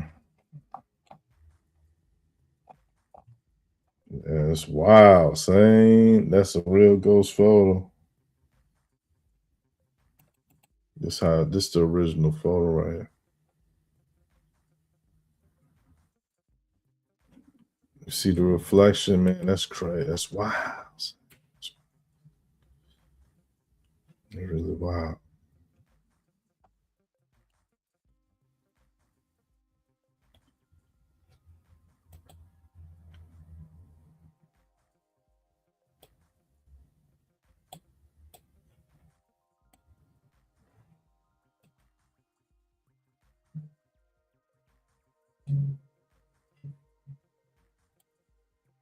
So look, this should clearly show they go a smaller person traversing through a stone door, perhaps, right? Through some portal door.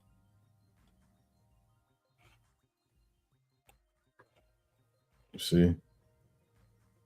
So he could be as small as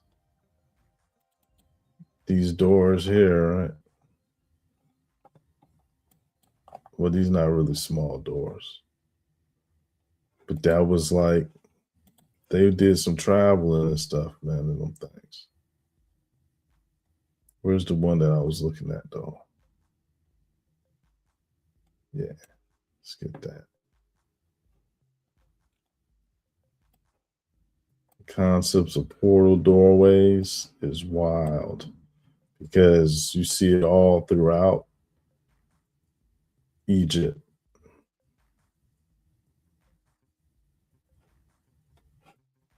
You see it all throughout Egypt, man. Like ancient Egyptian situations. So we're going to go ahead and do, we're going to get the portal built, get that portal folder stacked all the way up real nice.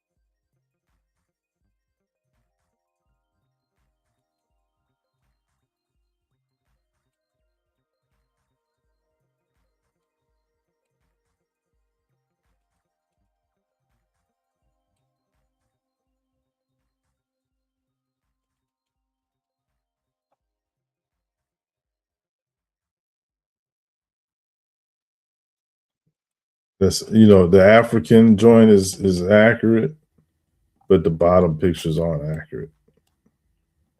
But the top picture shit is. But the bottom pictures are some good pictures too of the black hole sun. But that's not the topic. But we talking about the portal though.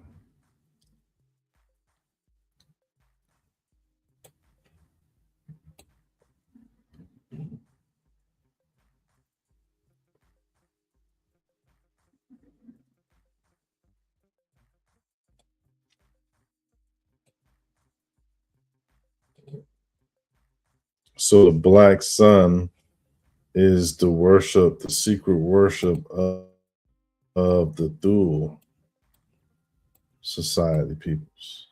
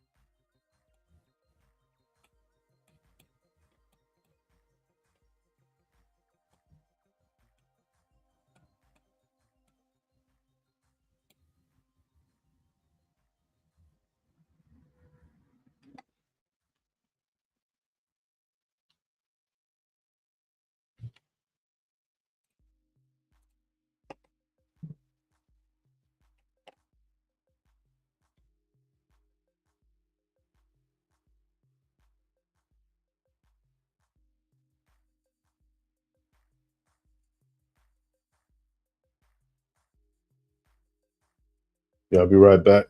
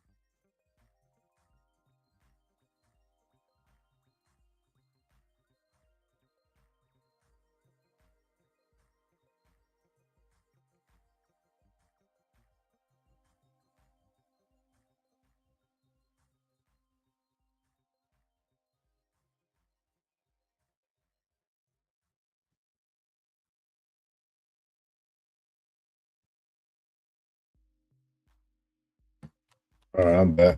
Let's watch some videos, man.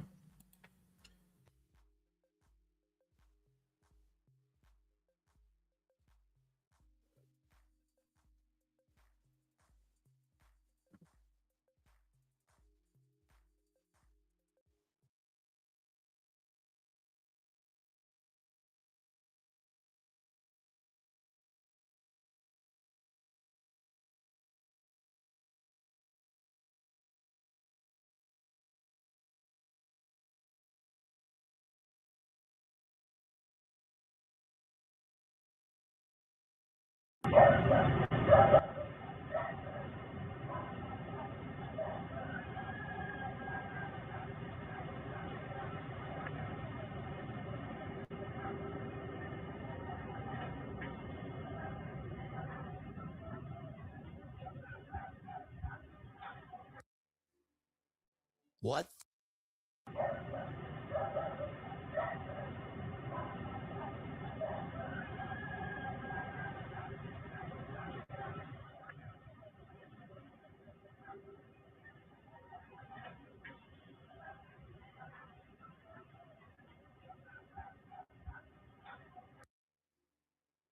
What the hell did we just witness? May 25th, 2026, erupting Mayon volcano in the Philippines. 5 Volks cameras are rolling, the lava is glowing, and then bam, a neon green fireball screams in and appears to smash the flank of the volcano. But here's what they don't want you to focus on: something bright white floats up from the exact same impact zone, controlled trajectory, no debris trail, gaining altitude like it's got business to attend to. 5 Volks, which by the way stands for Philippine Institute of Volcanology and Seismology, and the mainstream scientific community instantly say that a meteor burned up high in the atmosphere, and that white thing is just a satellite. Nothing to see, move along. I call bullshit. I've been screaming about the 2026 fireball outbreak for months. This isn't random. In my opinion, this could be connected. And today I'm laying out the full theory that tied all together: Three Eye Atlas, its insane anomalies, the record fireballs, volcanoes as UFO hangouts, and why all of these meteors may be alien ISRU delivery pods with orb UAPs riding shotgun. If you're new here, please smash subscribe, turn on notifications, and hit that like button as well, because we're going deep. And also, let's get angry.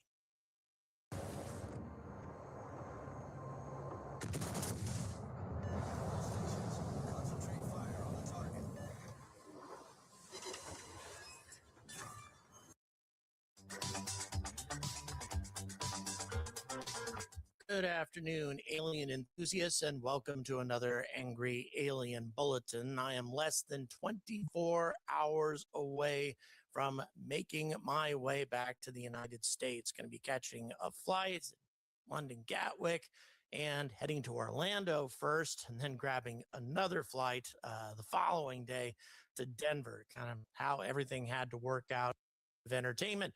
And then all of a sudden, out of nowhere, this ridiculously bright green fireball blazes out of the heavens and appears to impact on the flanks of the volcano. Now, according to experts, at first they thought it did hit the volcano. Now they're saying that it didn't, that like all meteors that we ever talk about, it's somehow burned up in the high atmosphere. Again, I think that's probably the case with most of these, but what happens sometimes, which really makes me wonder, some of these meteors supposedly burn up in the high atmosphere, and you hear the explosion, the moment of detonation, essentially just a couple of seconds after you see the flash. And yet the official story is that they burned up at an altitude of 50, 60 kilometers or something along those lines. How is that possible? How could the sound of the detonation travel so fast?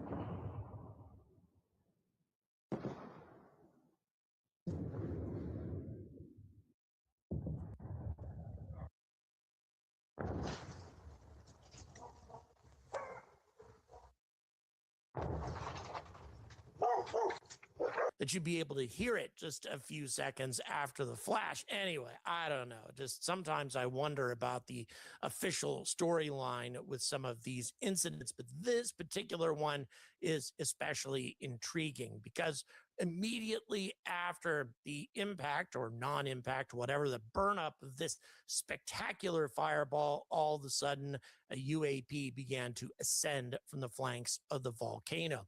And here I saw, well, an opportunity or perhaps a real life example of something I've been talking about for a long time.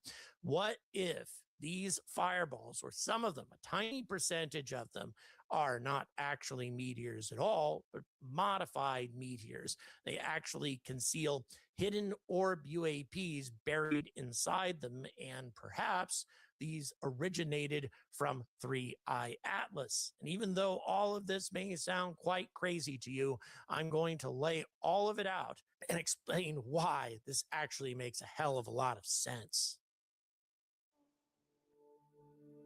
Recently, the American Meteor Society data for the first quarter of 2026 just dropped.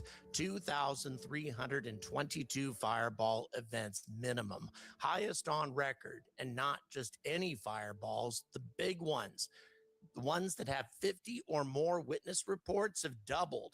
100 plus witness monsters doubled again. Sonic booms, daylight sightings, green ones, slow moving bright ones, all way above the 5 year average. March alone was insane. And guess what? The surge lines up perfectly with 3I Atlas swinging through the inner solar system, shedding material on its way out. But the official story? Just more cameras plus fireball season. Yeah, sure. Same excuse every time the numbers go parabolic and nobody can explain the shift toward brighter, slower, more populated area events. I've been covering this for some time. This is different, and Mayon is the smoking gun.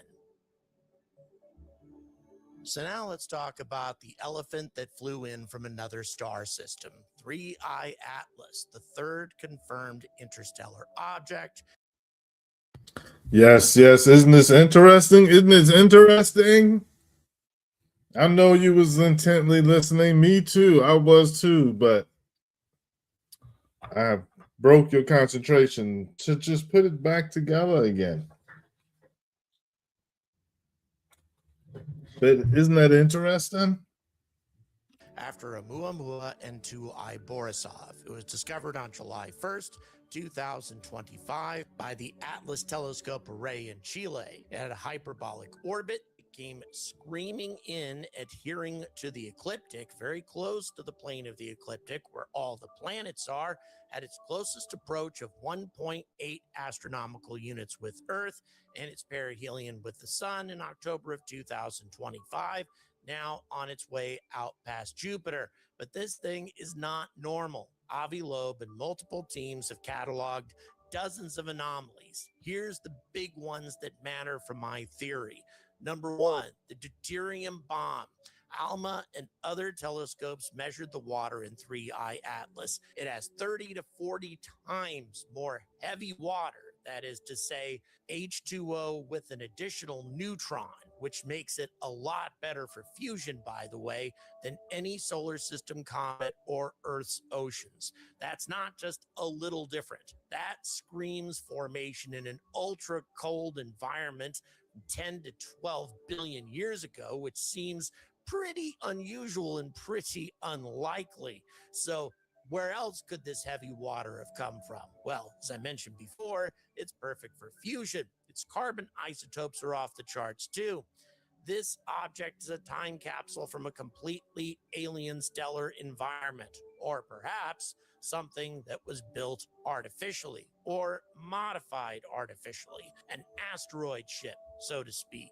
Number two, the anti-tail and sunward jets that break the rules.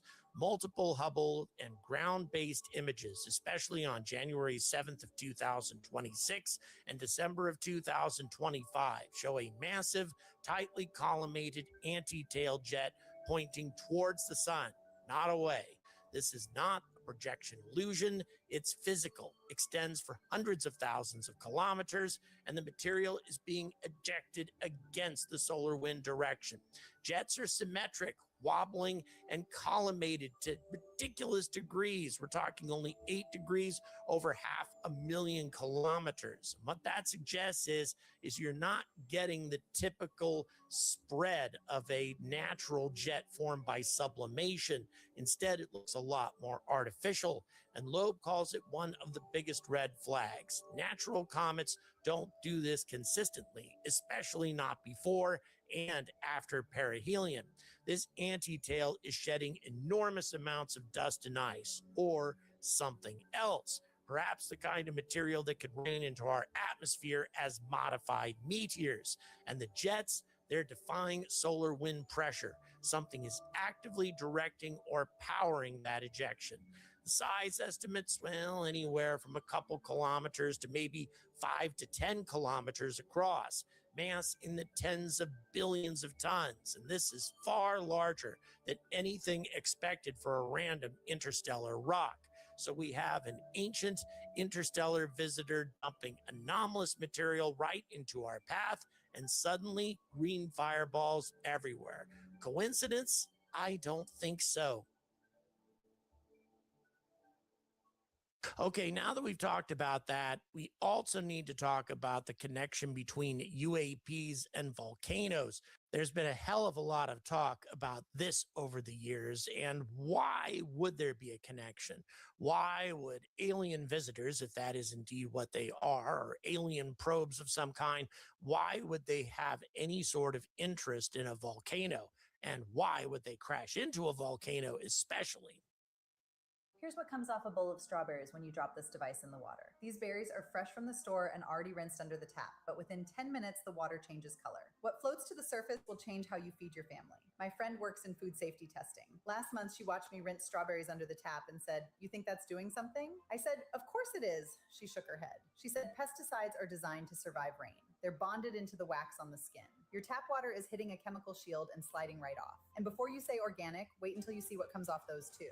I told her I use vinegar sometimes. She said vinegar scratches the outermost layer and leaves the rest untouched. Same with baking soda. Same with those $12 produce sprays. Same result every time. You feel better, but the pesticide stays. Then she told me something that kept me up that night. She said 90% of what we test comes back positive, organic included. The chemicals that killed the insects in the field are sitting on the strawberry in your kid's lunchbox, and your rinse does nothing about it. She pulled out something smaller than a soda can and dropped it in a bowl of water with my strawberries. She said, "This is Pure Pod. It uses the same hydroxide ion technology we use in commercial food processing. Just watch the water." Within 10 minutes, the water changed color. That greasy film floating on top was everything my rinse had missed. She said, "Those are hydroxyl radicals breaking the chemical bonds that hold pesticides onto the surface. The residues release into the water. No chemicals added, the cleaning agents form from the water itself. It reaches the waxy surface of apples, the tight clusters on grapes, the folded layers of leafy greens. Every surface at once, no measuring, no mixing, no scrubbing. You drop it in and walk away." Then she said, "Now try it on the organic ones. Same brown water, same greasy film." She said, "Organic means different pesticides, not no pesticides. Plus bacteria from every hand that touched it between the farm and your kitchen." Sarah said, "You know what kills me? Vinegar, baking soda, those $12 produce sprays. They all keep running out because they're designed to. The companies that sell them need you buying a new bottle every month. PurePod doesn't run out. One device, no refills, no filters. It just works. You probably rinse your produce the same way I did. You probably think it's enough. It's not enough. And the proof is in the water. The link is below this video." Sarah told me something when I ordered my second one for my mom. She said, "Every family I show this to buys one with..." The connection between volcanoes and UFOs is not some fresh conspiracy theory. It's a pattern documented for decades, caught on official webcams, news cameras, and eyewitness video from all over the world. The Mayon event on May 25th isn't an isolated moment of weirdness. It's the latest chapter in a very old book. Let's go ahead and review some of the greatest hits. Mexico's Popocatépetl, and I'm pretty sure I mispronounced that, is the undisputed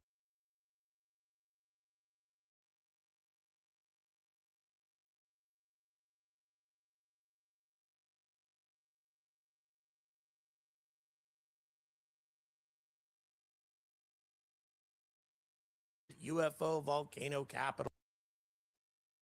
See that laser shooting down on that shit? Where that laser came from?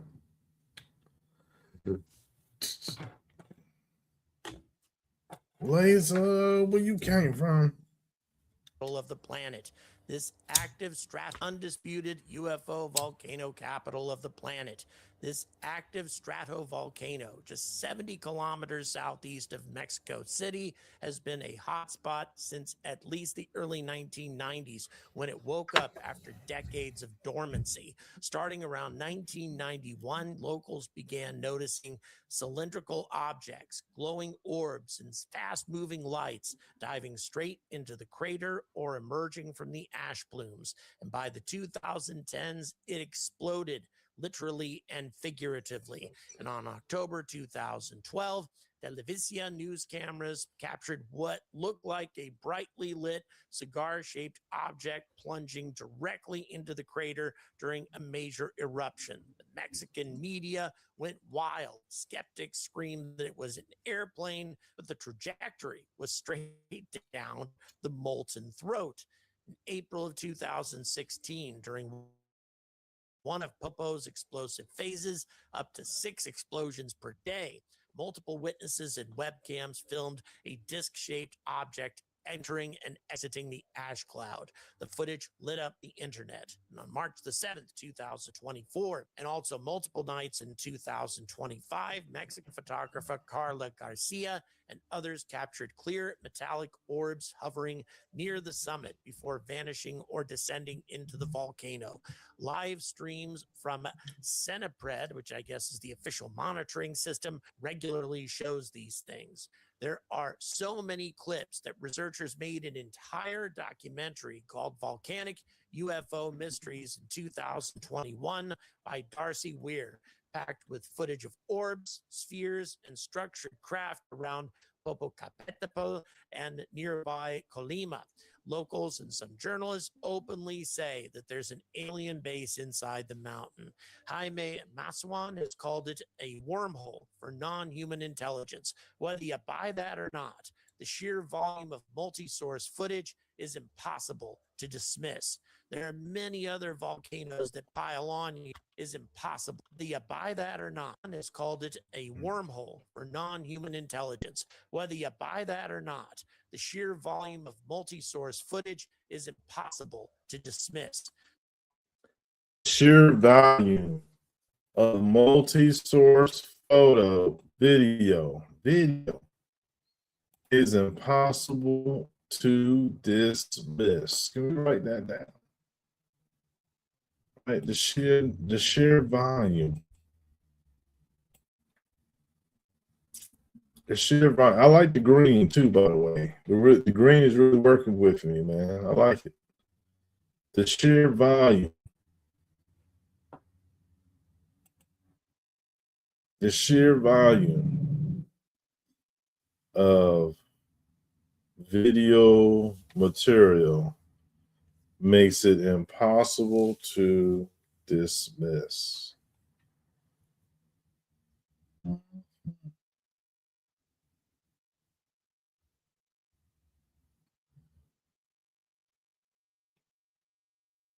Yes, yes, I see.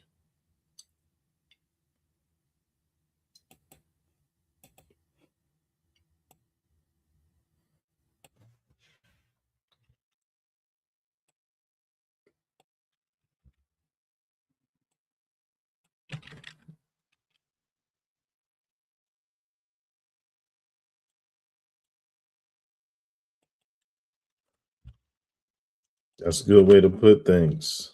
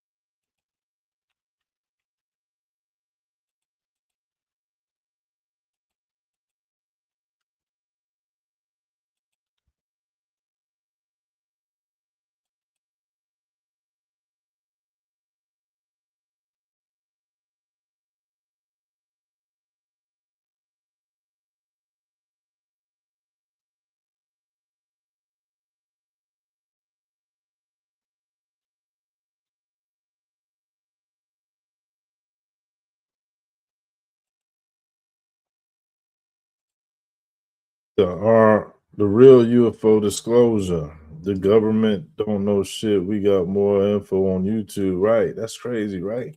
What the fuck wrong with people, man? Like, hit somebody. I mean, don't hit somebody, but you know what I'm saying? They got some shots fired up in the air. For real. Like, I got better footage than them meatballs do got. I mean, they got footage, right? I got pictures. Burning shit. Dude, if they got video of any of these meatballs, this shit gonna be scary, man. Like, we need to really just work with the people, man. Because let's be honest, shit would be terrifying if them bitches, if the motherfuckers pulled up and were like, ooga booga booga booga booga, like, well, people might lose their whole shits. Shitsa. They might lose a shitsa too. The motherfuckers pull up and said, booga booga, like, they just rush us, don't rush, don't give me my space. Oh, do that. Hit me on my hip first, man. Don't ever just pull up. Like, give me a text. Let let us know that the Intergalactic Federation of Aliens is pulling up. Don't just show up when you could have called first. That's rude, man. Y'all need to know what the etiquette about. Etiquette Maximus.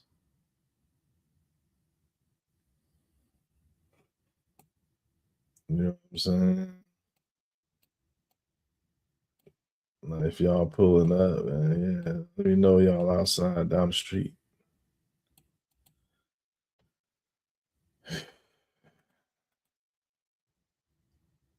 Matter of fact, aliens, y'all need to go ahead and get you a body, get you a rental, pull up outside, tell me what kind of car you in. Shit like that makes sense. That makes sense, don't it? Picture T with Yo, Peace Queen, salute.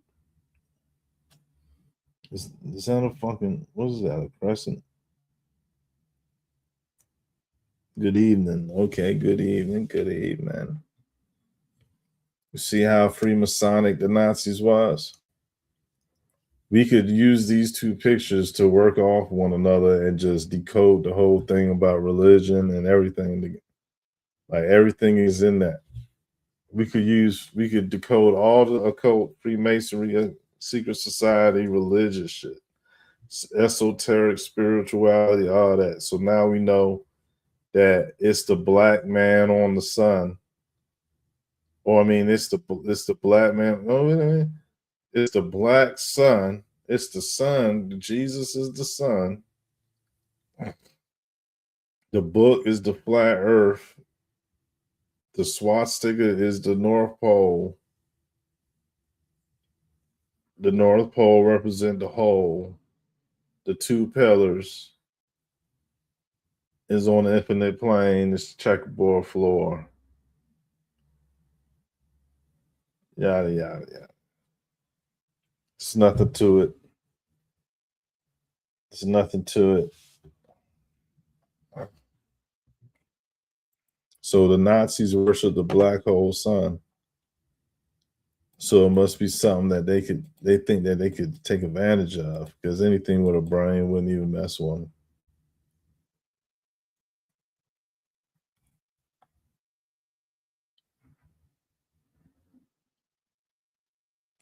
I mean, look, it's a new day.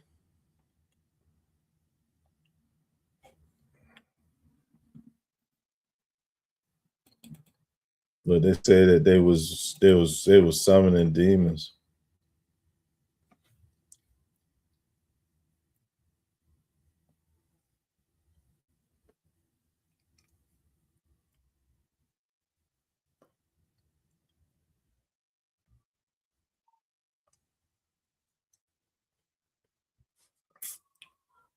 A little short guy. He like Panthro. A short pan throw.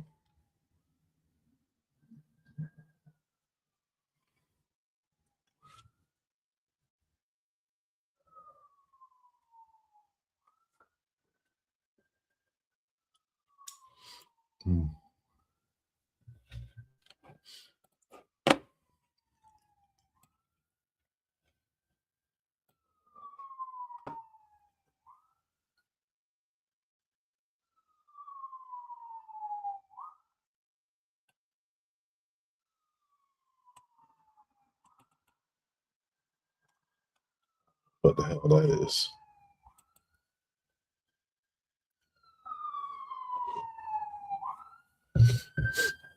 So what's up though? They say this is real. It's a portal right here.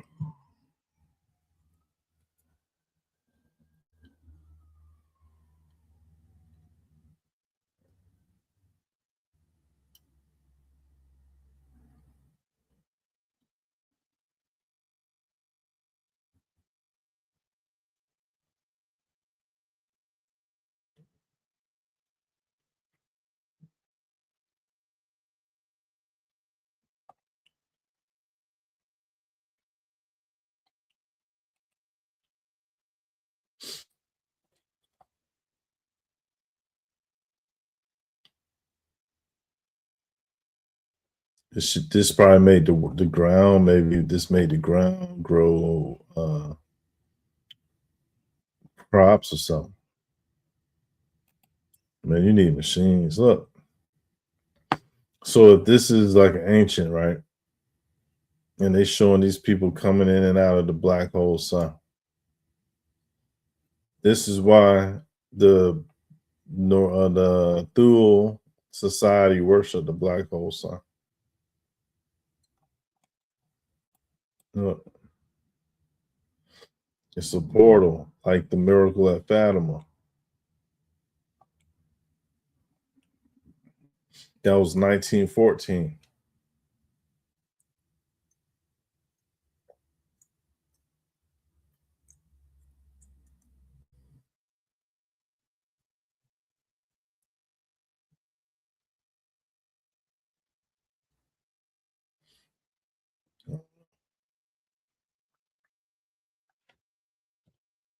A pyramid is basically a volcano, new concept.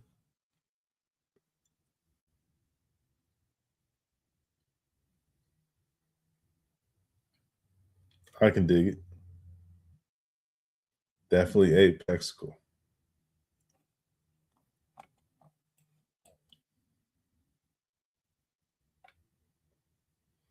So somebody could key in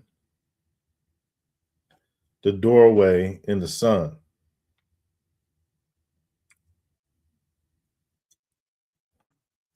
Or maybe it's not the sun, but it represents the portal. I don't know. I think that's the sun. So they keyed in something, got the doorway open. The person on the other side has got some natural wind up. Got this crank.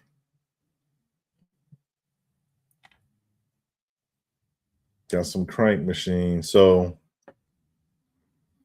you got the future and the past on some technology differences, polarity. See how he's touching that one? His hand is in that. I thought that was the world tree. But now I see there's a crank in it. So that's like some type of power system. And you see how he got the finger in there, and it's like, yeah, huh? So it's like they working together. Where his arm go? Where his arm go? Both their other hands is in this circle, and they both was like on some type of technology. So whatever they was relaying here,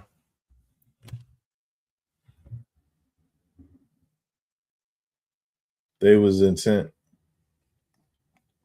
Look at the rings on the neck.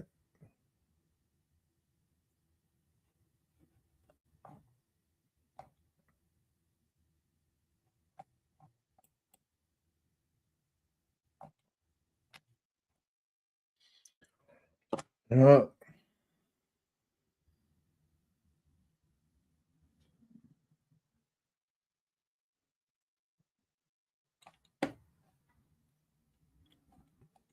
it might be a woman.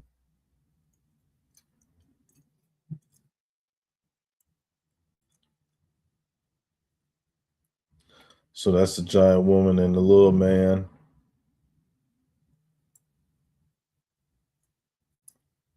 Uh-huh. So that's the Aboriginal American, and then that's the that tall.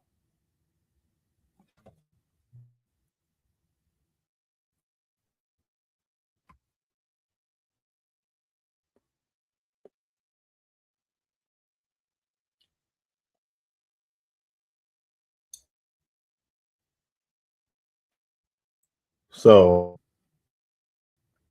ancient man opened a portal, and these things came through to this side, like 4 different types, at least.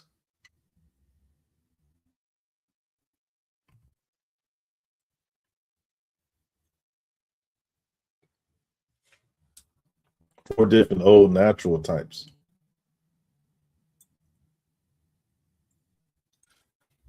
Damn.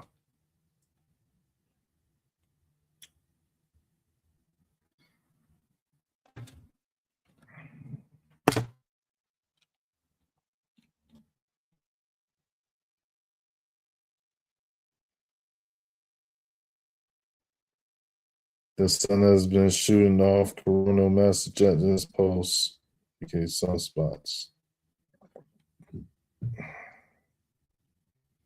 Yeah, I heard the sun been active the most ever. Mantis people. Oh, excuse me. I thought about the insectoids, but I thought about them as like ant people. Can't really tell. Do like some antennas right there, though. They are shorter. It is a male. This is the Jomon statues, and the other statues you find around them where the Venus got the striped panties. So that's a very old version of that, which could predate that. And so shout out to Hiroshi Hayashi. He was the only and the first and the only person to put it out there. And uh,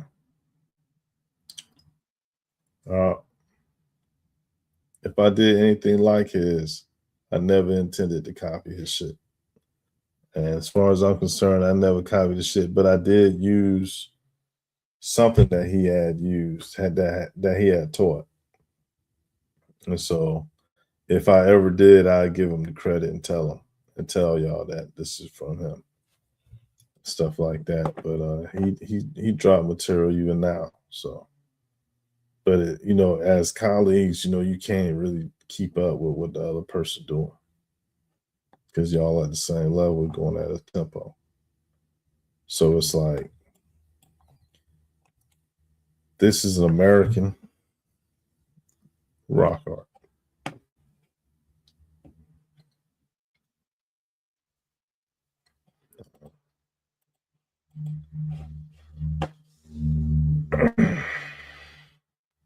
So the black hole sun is a concept by itself. Like,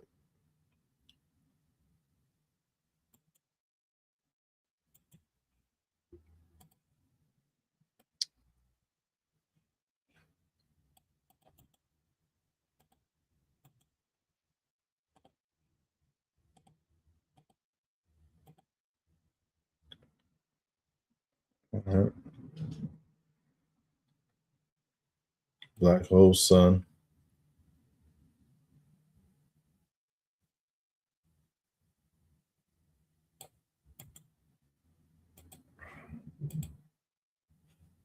Uh, we would need pictures of Fatima, miracle at Fatima, and I don't have those.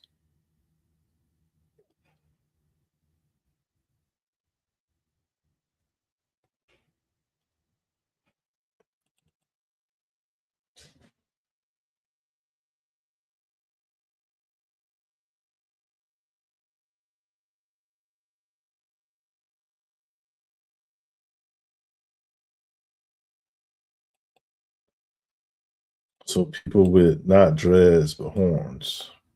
Got it.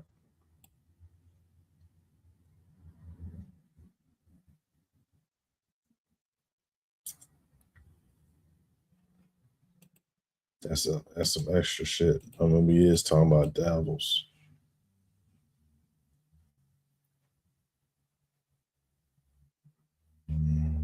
Where's the cave paint? I was just looking at y'all. There it is. Oh.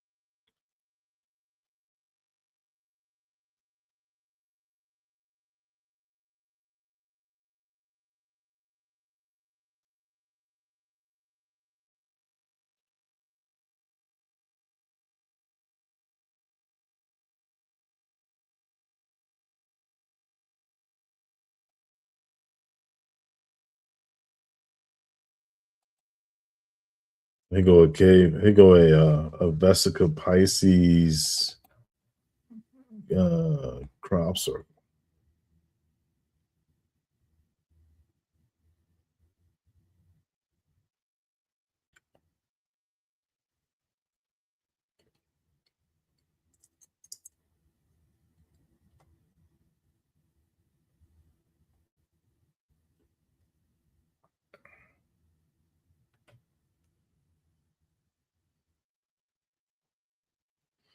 Isn't that the shape of the jar on that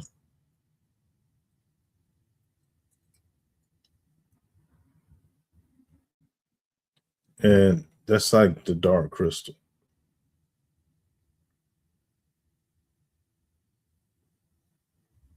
And it's like 3-Eye Alice.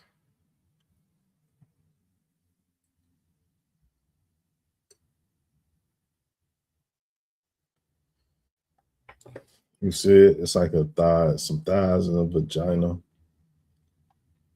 a symbol that them people made.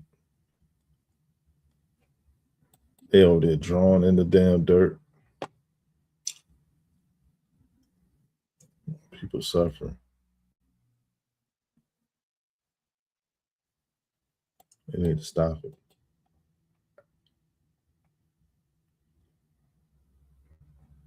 So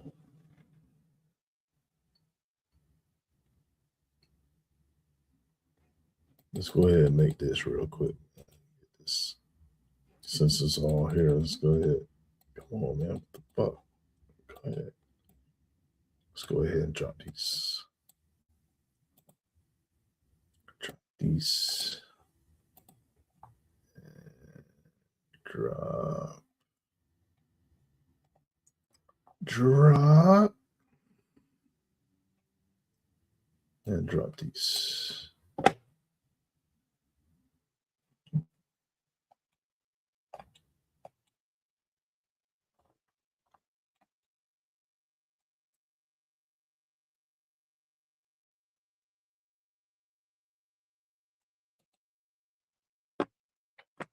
Yeah, that's for future references, but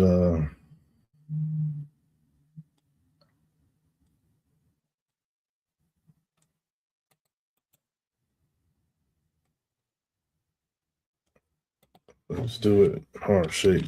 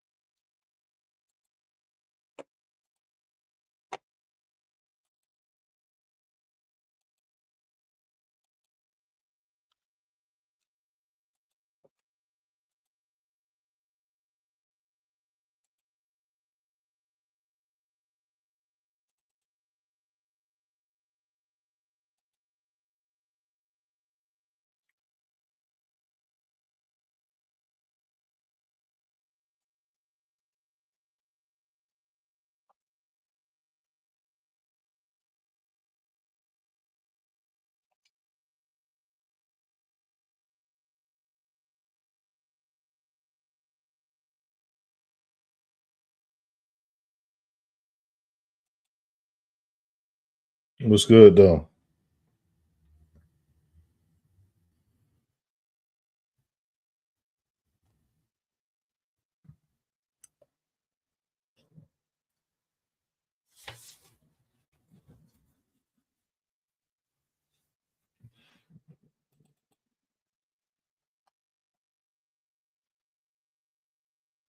That's that bluebird on disclosure. You got the bluebird. It's like, yo, what the fuck? He know what he know about that bluebird. He got it where it's now it's like the archives is like androids learning through animals.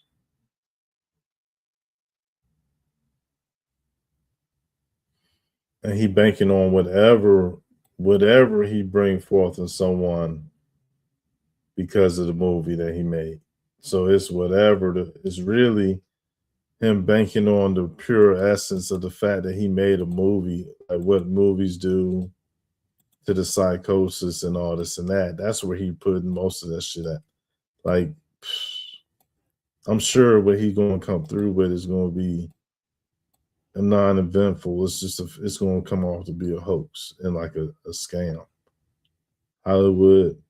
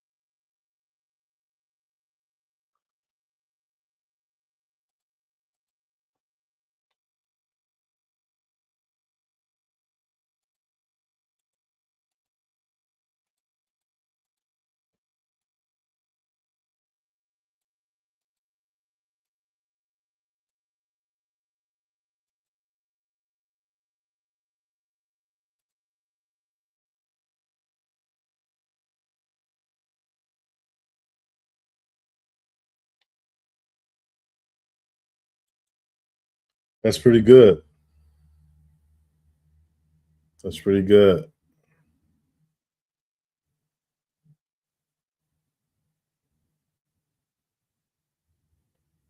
It's pretty good.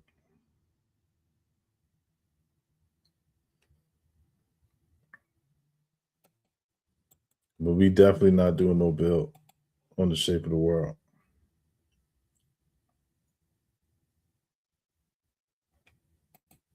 But yeah, it's hard finding this. This is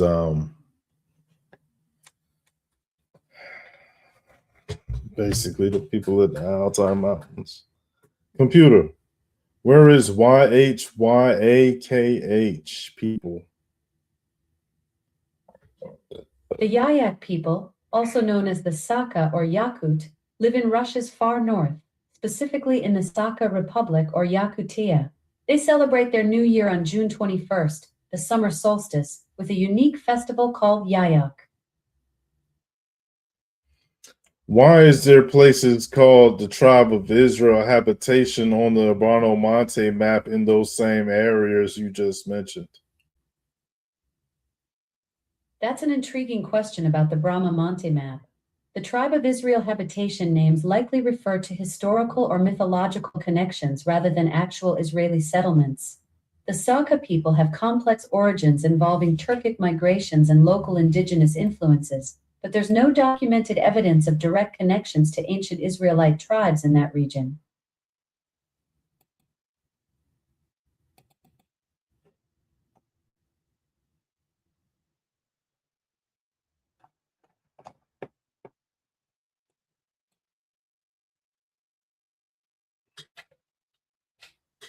Let's say Israel.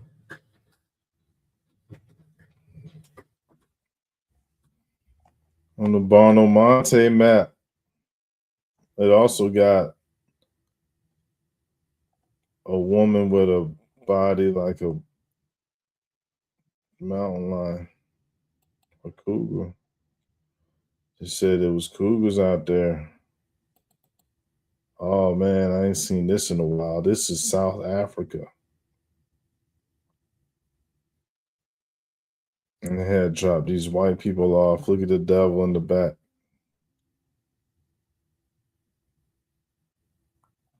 These naked ass people. This is from a book. I mean, a map, an old ass map. Let's see if we can find it.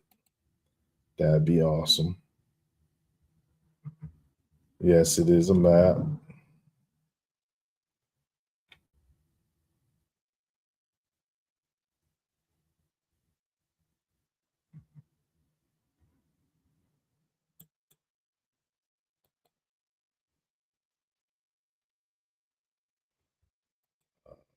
Nah, that's not it. That's not it. It was a South. It was an African map.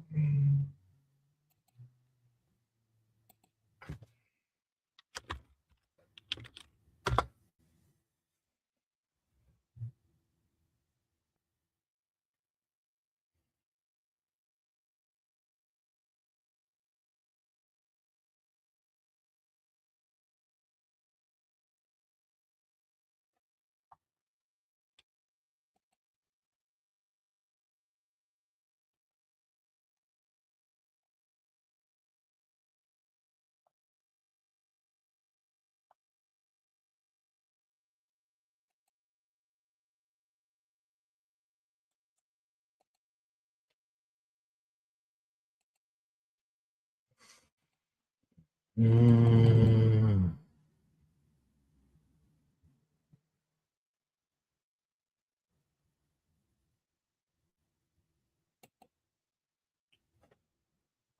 They basically said they got through with the rivers. You couldn't get to South Africa like that. You had to come through with some type of, I don't know, you had to come through with something to make it to where you was bold enough to go around there. So look, Look at it. Let's see the information on this.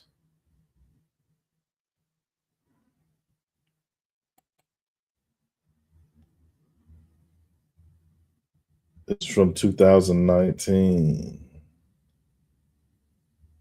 Before 2019, this shit is older than 6 years ago. I got Arcadia. All this shit I had just went over today, actually. Arcadia. This is on the Urbano Monte map. Like, I went over this shit for a long time now. Look. Pygmy. That's in China. Pygmy. That's in China. They're talking about the Chinese.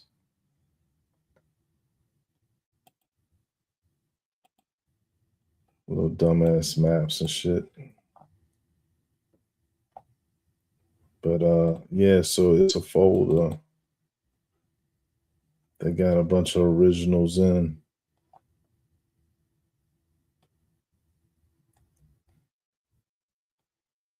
Talking about Leviathan. That shit real.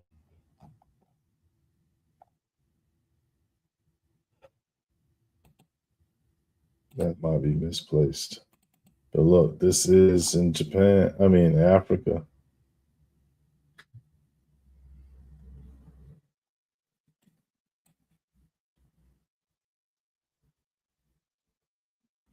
So the concept of the bird is strong there because they got a hairstyle that mimics that of a bird. Type of bird beak. And things that go on.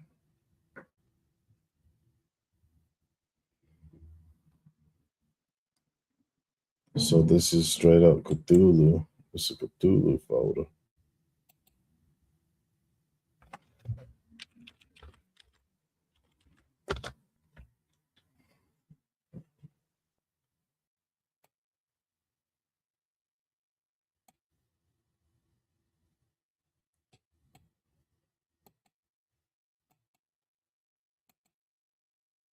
Make sure that they're not the same thing.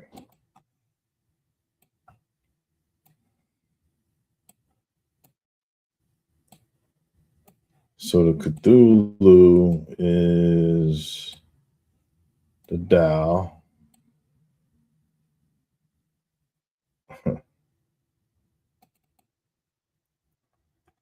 The demiurge symbol is a pulpy.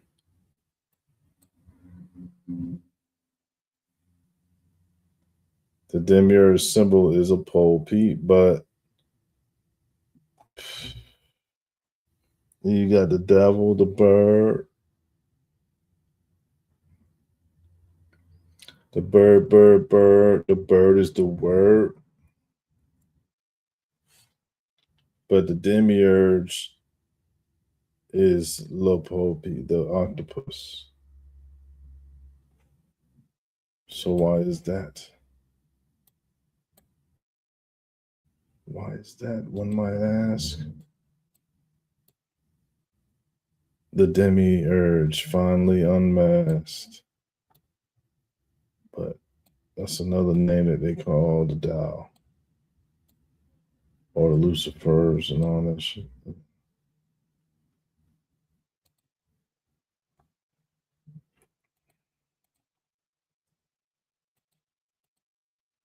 Cthulhu, man.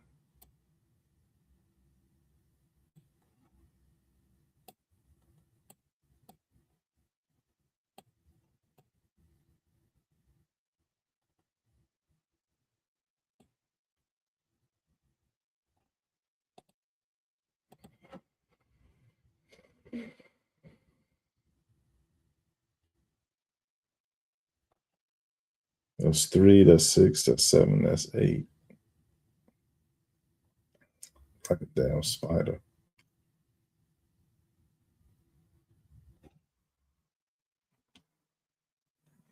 So they said that the bind got 5 different frequencies, so that must be the alpha, beta, theta, and all the other shit. Is that a stone? So they're talking about the crystalline matrix. They're talking about the ancient goat. They're talking about as above, so below. They say he got wings.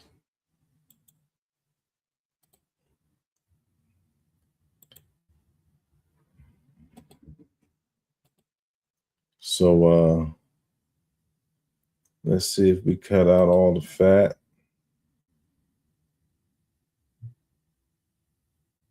We got something that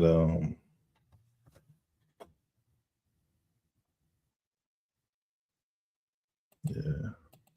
So I had took that, I turned it upside down, and I found that it's the same as the little Masonic jigsaw puzzle.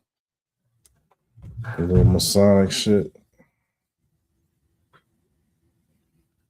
So I'll give y'all a minute to feast your eyes upon that and correlate it. Can you see it? Let me zoom in a little more.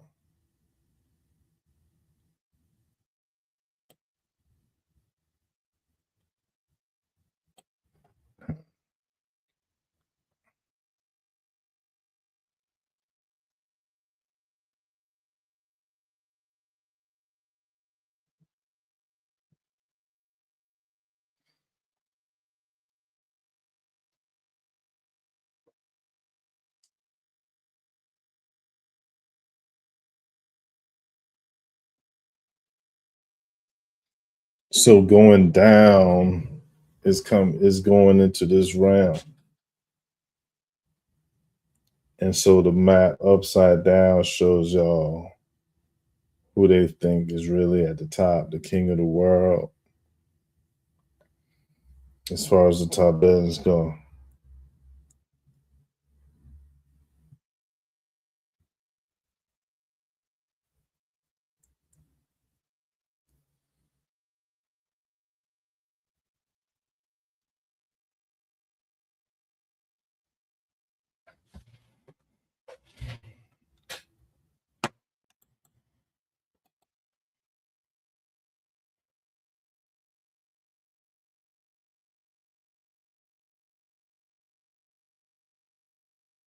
All right.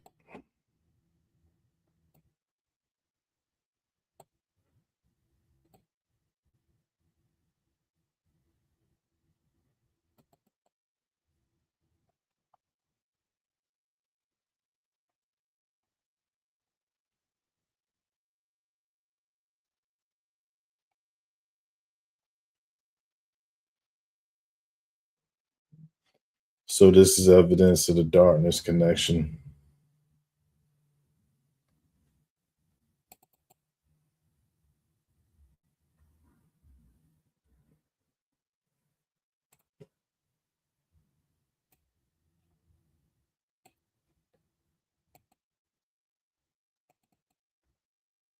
All right, so here's other evidence of suggested concepts that might dealt with. This is how I felt like this was Cthulhu. And I went and I traced these little things. These little skeets that jumped on people. I figured that these things skeeted on these people when they changed up. And I mean, I understand how it sounds and shit, not to be pornographic or anything, but that's the demiurge story. Is that he walked around ejaculating and new life came from that after it got on the ground and all this and that. And so what if them joints was crawling like little face huggers and shit? That would be really fucked up.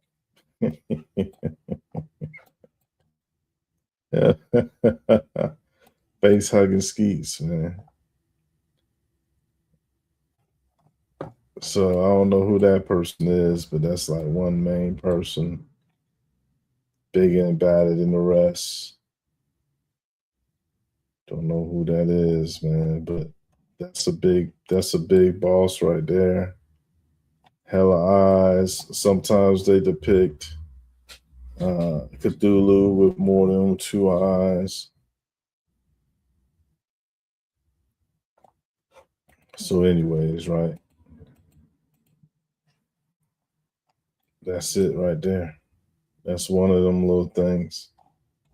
This is one of the most famous and one of the most oldest pictures in the world, and this is not explained. I think this go back 50,000 years.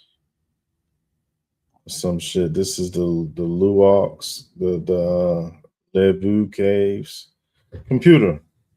How old is the famous cave, France? Kaikara, France is 33 years old. Anyways. So this picture is famous for being an old caveman picture, but this right here, this entity is not seen, and I know what it is. It's a Cthulhu ski. That's what that is. That's a Cthulhu ski. So Cthulhu used to come up every now and again and fuck with people, but now.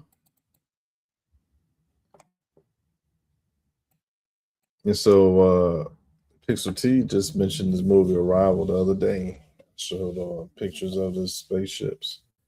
And we actually was going over War of the Worlds the other day as well. So here it is, synchronicity, working its little magic.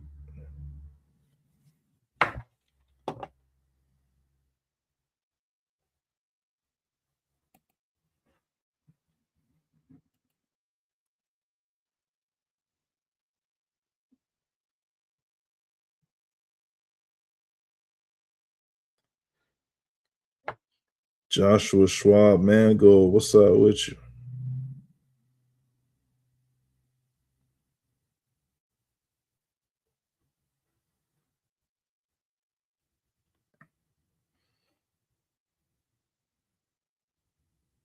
Since you knew, we could change the subject. Or what do you have to say about the subject of the meteors dropping? Yeah, you seen anything about that? Yeah, let me put the picture up for you. Oh, is that something you might be able? Maybe this one. You see how it's the one that went to the volcano, and then it's the Vegas aliens from a couple of years back. They had green meteors.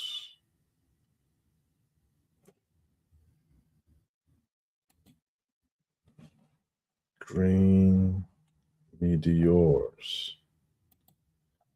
So, did you ever have an experience with green light, green lightning, green light, green fire, green ghost, green spirit, green UFO? Have you ever had an experience such as that? Please share it with us. It is content.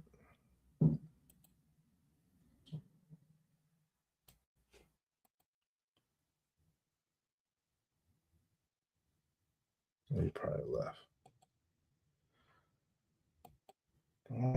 Walk, damn it. Damn it. It's been 3 hours already. That's so wild to me, man. I can't even stay live with y'all for more than that.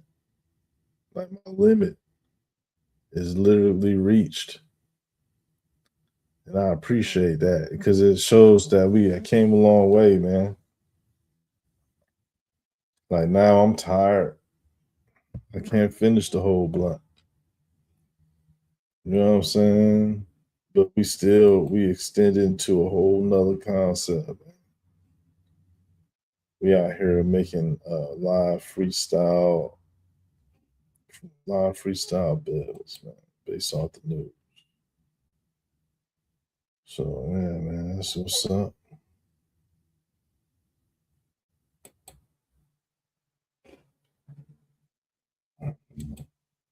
But yo, what's going on is like a lot of stuff.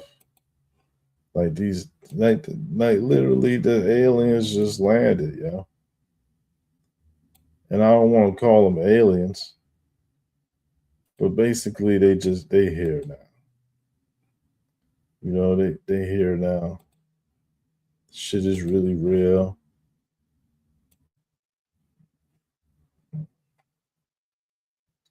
Watch this.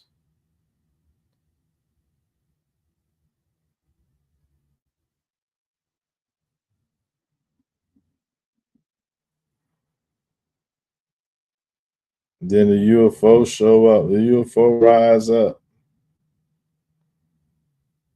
A UFO rise up, son. Look, boom,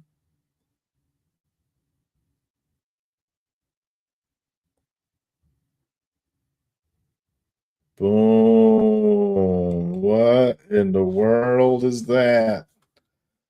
That right there is, we can't let that one go, man. This is a this is a great time to be alive. Thank you, Heavenly Father. Please, please, Heavenly Father. Thank you. Look at that. It's a real object. Let's take it to the lab, see what we can look at. Came down. Came down.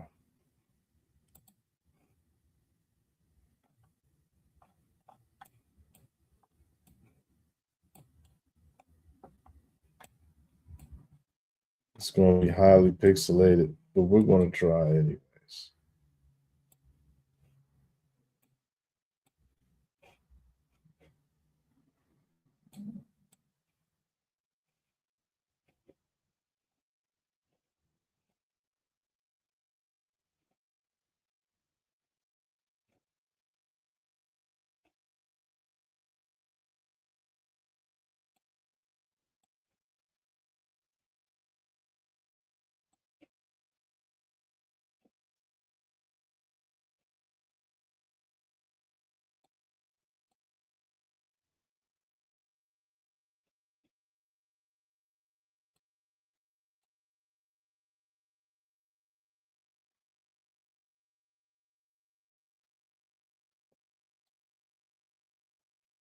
Okay, so there goes some darkness. That's interesting.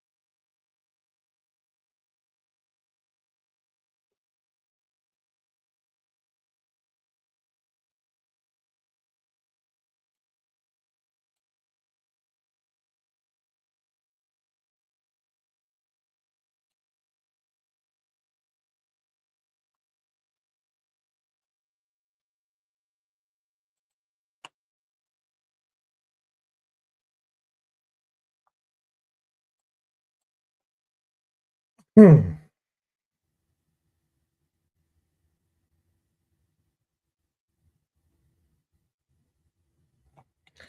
I have no idea.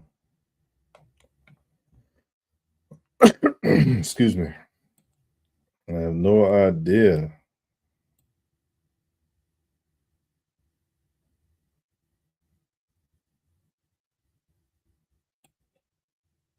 But I like it.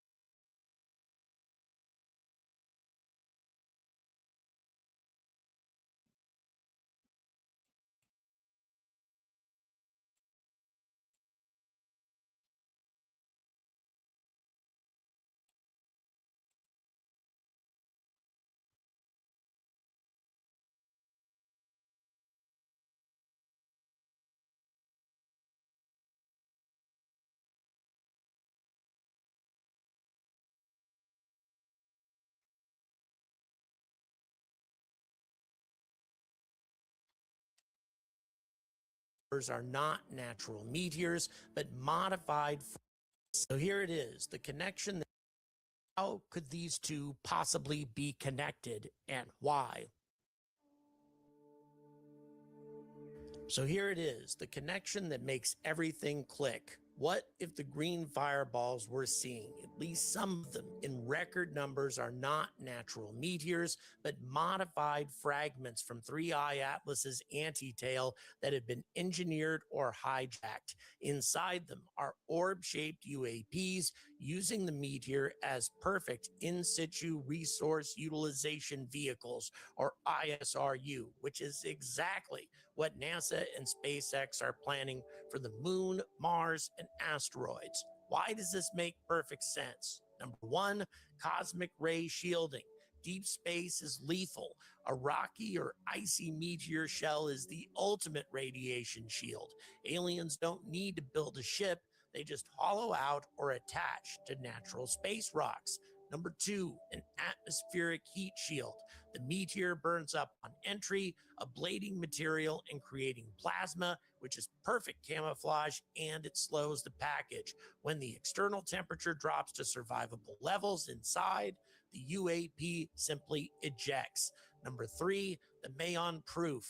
Green fireball made up of unusual nickel. That's what the green color would mean, which would be a composition match for anomalous cometary dust, perhaps. Well, this appears to impact the flank, and then seconds later, an orb rises from the same spot. Let me re-emphasize, the characteristic green color suggests that it has a high nickel content, which exactly matches the anomalously high nickel content in 3I Atlas that was detected through spectrographic analysis months ago. This is not falling debris. This is not a satellite. This is the wrong trajectory and acceleration profile. It's the occupant bailing out once the ride got too hot. The anti-tail of 3I Atlas is actively ejecting material right now as it leaves the system. Some of that material gets gravitationally perturbed or deliberately directed into Earth-crossing paths. And the deuterium signature could be that the orbs are using the heavy water for propulsion or energy. This is ISRU on a galactic scale. We're planning to mine asteroids for water and metals. They might be doing it with entire meteor streams as disposable delivery trucks. The events appear to be 100% connected. The timing, the location, the before and after in the same frame. Statistically impossible as coincidence. This is operational footage of alien logistics in action. And once again, keep in mind, none of this could be faked because this footage was provided by the Philippine Institute of Volcanology and Seismology, not the kind of people who are going to create UAP fakes. So if I'm right, and the evidence is stacking fast, this means that non-human intelligence is actively operating in our atmosphere and perhaps even using our own space debris against us. Volcanoes are likely bases or way stations. 3I Atlas wasn't just a comet, which I've been saying for quite some time. It was either a probe, a mothership, or a deliberate delivery run. And the fireball surge is the unloading phase. So we need to demand the raw multi-camera data from 5-Volks and demand isotope analysis on any recovered fragments from these green fireballs, and demand full disclosure on 3I Atlas's jet chemistry. I'm not saying that any of this is 100% proven, but the mainstream satellite plus burned up story is just insulting to our intelligence. Drop your thoughts below. Is this ISRU meteor delivery or an ancient base activation or something even wilder? I'd love to check out some of your comments. And if this video hits 75,000 views, I'll do a follow-up video hunting for deuterium signatures. Yeah. Yeah. Body catches this, something flashing low in the sky. 911 emergency. Minutes later, There's a Minutes later, flashing when a Las Vegas Metro Police night on May 1st, when a Las Vegas Metro Police officer's it's almost midnight on May 1st when a Las Vegas Metro Police officer's body cam It's almost midnight on May 1st when a Las Vegas Metro Police officer's body cam catches this, something flashing low in the sky. 911 emergency. Minutes later, there's something flashing low in the sky. 911 emergency. Body cam catches this, something flashing low in the sky. 911 emergency. Minutes later, there's this, something flashing low in the sky. 911 emergency. Minutes later, there's like a flashing when a Las Vegas Leave her alone. It's almost midnight on May 1st when a Las Vegas Metro Police officer's body cam catches this, something flashing low in the sky. 911 emergency. Minutes later, there's like an 8-foot person beside it, and another one's inside, and it has big eyes and looking at us. Okay, what's going on over there? Okay, lady. Me, my dad, and my brother, we're working on a truck in our backyard, and we have a big lot outside, right? Correct? Okay. We were working, and we just see in a corner of our eye something fall down from the sky, and it was with light. And when it hit down, it was like a big impact, and we felt it. We felt like an energy, and then we hear like a lot of footsteps near us, and then we have a big equipment, and we see, and there's like an 8-foot person beside it, and another one's inside, and it has big eyes and looking at us, and it's still there. Okay, where is this on your property? In my backyard. I swear to God, this is not a joke. This is actually we're terrified. So there's two people or two subjects that are in your backyard? Correct, and they're very large.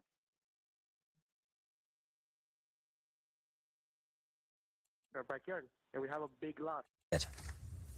Leave her alone. It's almost midnight on May 1st when a Las Vegas Metro Police officer's body cam catches this, something flashing low in the sky. 911 emergency. Minutes later, there's like an 8-foot person beside it, and another one's inside, and it has big eyes and looking at us. Okay, what's going on over there? Okay, lady. Me, my dad, and my brother, we're working on a truck in our backyard, and we have a big lot outside, right? Correct? Okay.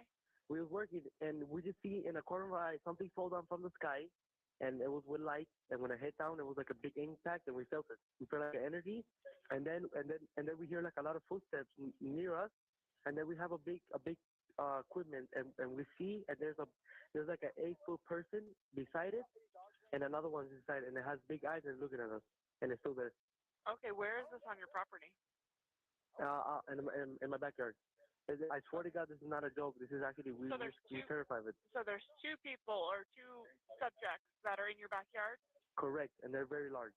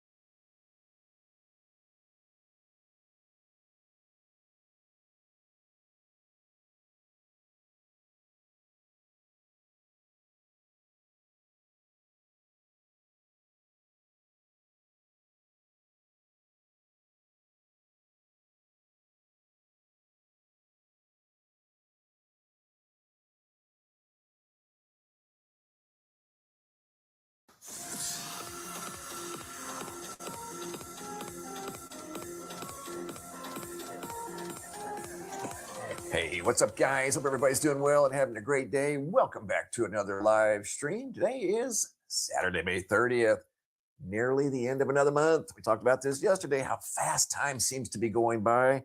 And man, it is definitely booking.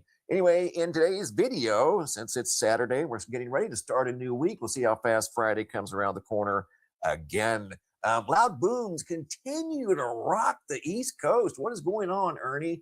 Got another report. This one just occurred less than 5 hours ago. Rocked the northeastern United States, even parts of Canada, Gary. People are saying, or at least they're speculating based off of satellite imagery that this could have been a meteorite. We're going to come back and take a look at that. The South Carolina mystery boom that shook central South Carolina, shook homes. Animals went nuts. People are still talking about that. That occurred less than 48 hours ago. Astra, Janet, here we go. We're still in the planetary alignment. Maybe it's the planetary alignment causing these loud, mysterious booms, since there is a ton of energy on the move. And yes, we're still waiting on that large earthquake that is coming. It's going to happen here very soon, more than likely somewhere on the earth as we're entering the full moon. Yes, the full moon is starting to reveal itself already. So if you have optimal viewing conditions in the night sky in your part of the world, if it's not cloudy, step outside and check out the full moon. Check out this video. I've got a lot of different videos shared with you guys in this video. A few. We've got this one here. Got some storm footage that's been shared with me from here recently. More energy on the move, energy in the atmosphere. I've got a variety pack. And you guys are going to see yet another. There is definitely something going on in the skies. You know, there always is. But it just depends on to what degree. The Schumann resonance is stirred up again. Here's a quick look at the Schumann. Those of you that are sensitive to the Schumann spikes, don't need me to tell you. Here's the graph, though. This occurred while most of us slept.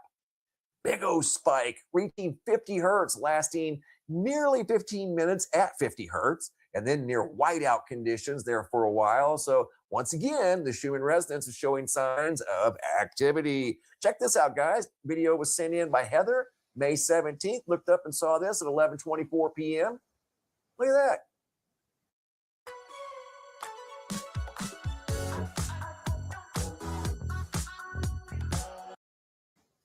A purple haze right there in the nighttime sky.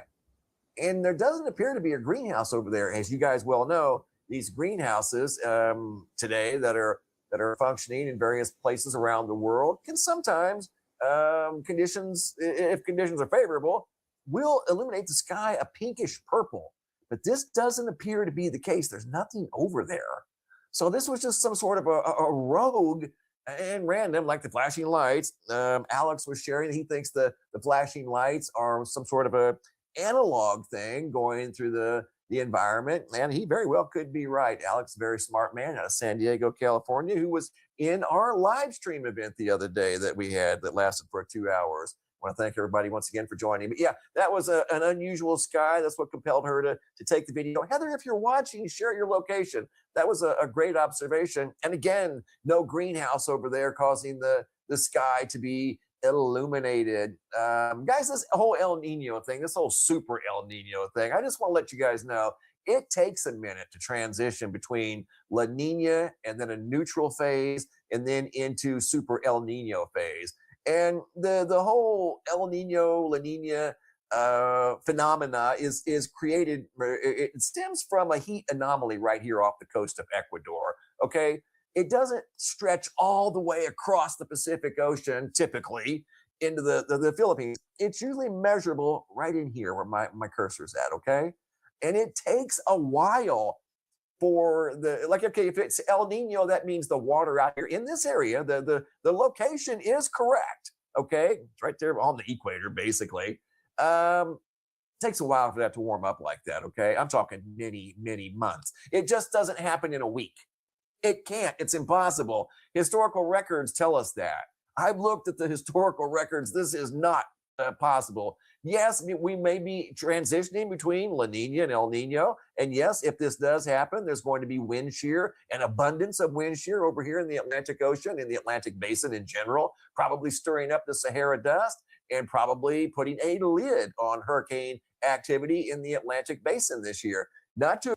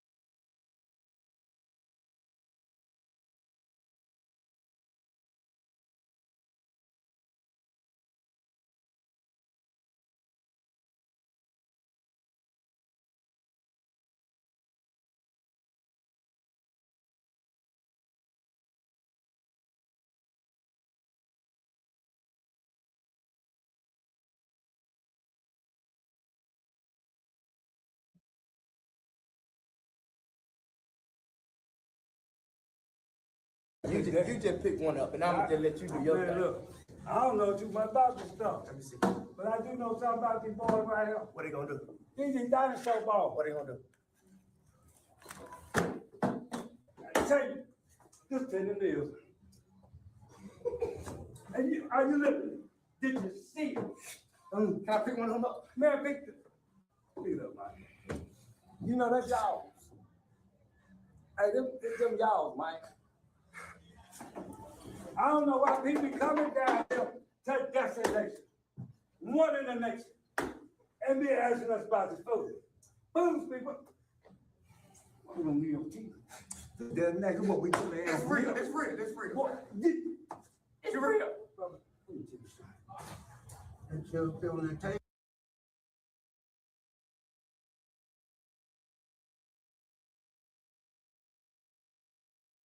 The sky above central South Carolina cracked open with a sound so loud, and he is among the most followed regional meteorologists in New England.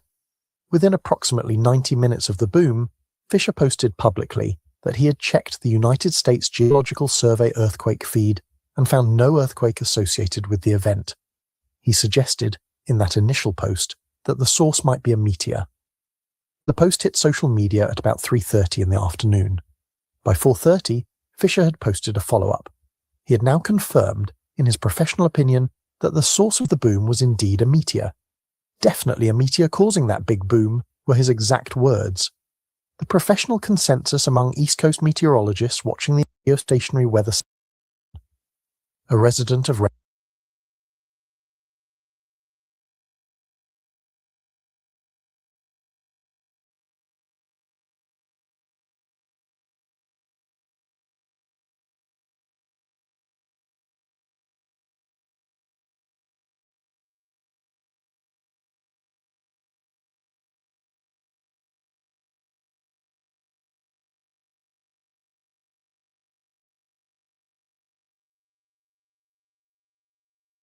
I could actually hear what I thought was people talking. There's nobody up here. I put my head out the blind.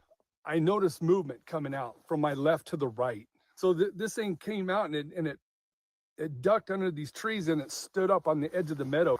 This hillside is what he was looking up on right here. He was facing that way and looking up on that hillside, right? It did a murr with a chirp, like he was trying to mimic an animal of some type.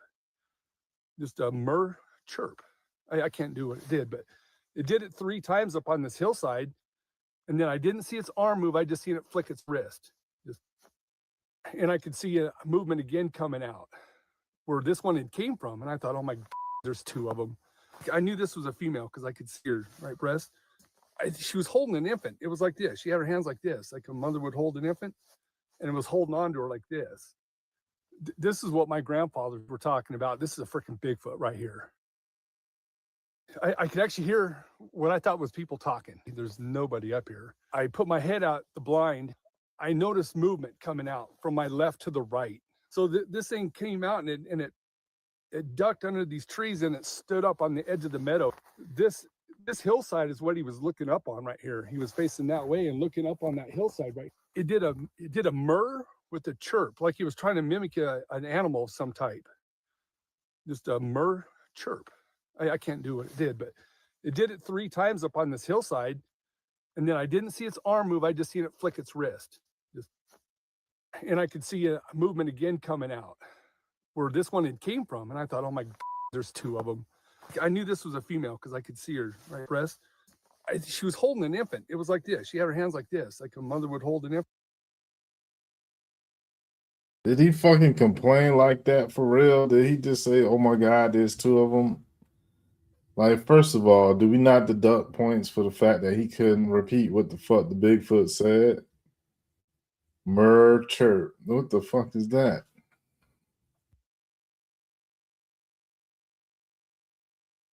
Then he's like, oh my God, there's 2 of them. Like, yo, this is a meatball. Infant, and it was holding on to her like this. This is what my grandfathers were talking about. This is a freaking Bigfoot right here. That looked like a BG.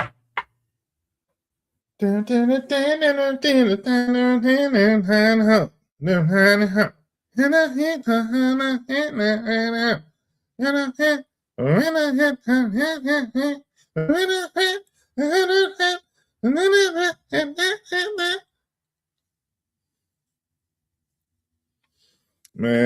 get that man a goddamn deal. Get him the fuck out of the fucking the woods. Get him a deal, man. It's just a man. It's just a guy. Have maybe a comical shaped skull with body full of hair and shit. Come on, man.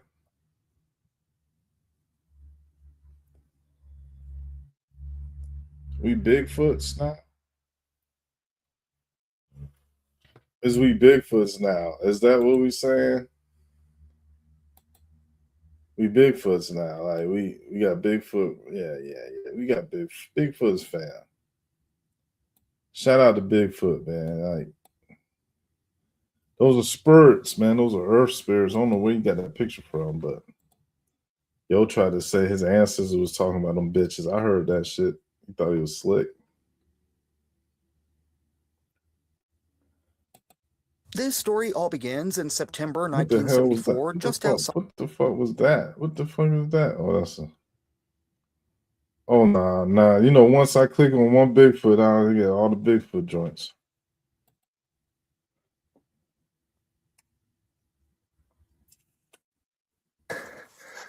Oh, that shit almost scared Yes, me. look how high up I made it today. Get to the damn Bigfoot, son. Look, a double trident X. It doesn't get any better.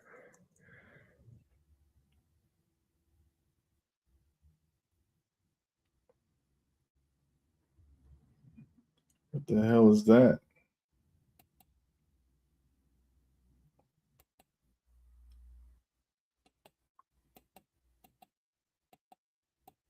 Somebody snatch his stupid ass.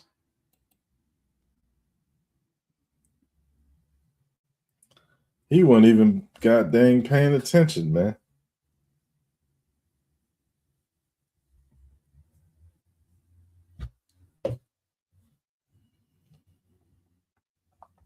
7 blessings, my lady. Blessings. Have you ever held a blade before? No. Take this blade. No. That's dangerous. What are you doing? You must defend yourself. No, from whom? What? Well, let me see it, but I'm not going to kill anyone, eh? Wow. Oh, it's cool. Be careful, eh? Join the Night's Watch and fight for the realms of men. No, no. No? Why not? I don't kill anyone. I just love and feed people. Come, Summer. You feed people? Yes. You want to come for dinner at my home? Yes. What are you making? I'm making tacos, like with Mexican food, darling. My husband is Mexican, so he likes Mexican food. I like Mexican food. You're invited if you want, but leave your sword in the garage. Okay. Do you want me to bring something? No, for true, no. Don't bring anything. We don't need anything. I'll bring something. I'll bring a pumpkin pie. All right. 7 blessings.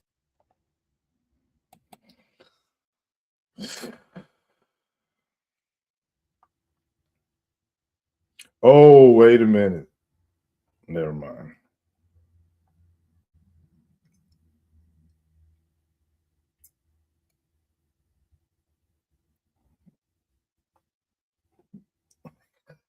Oh, shit. Oh, man.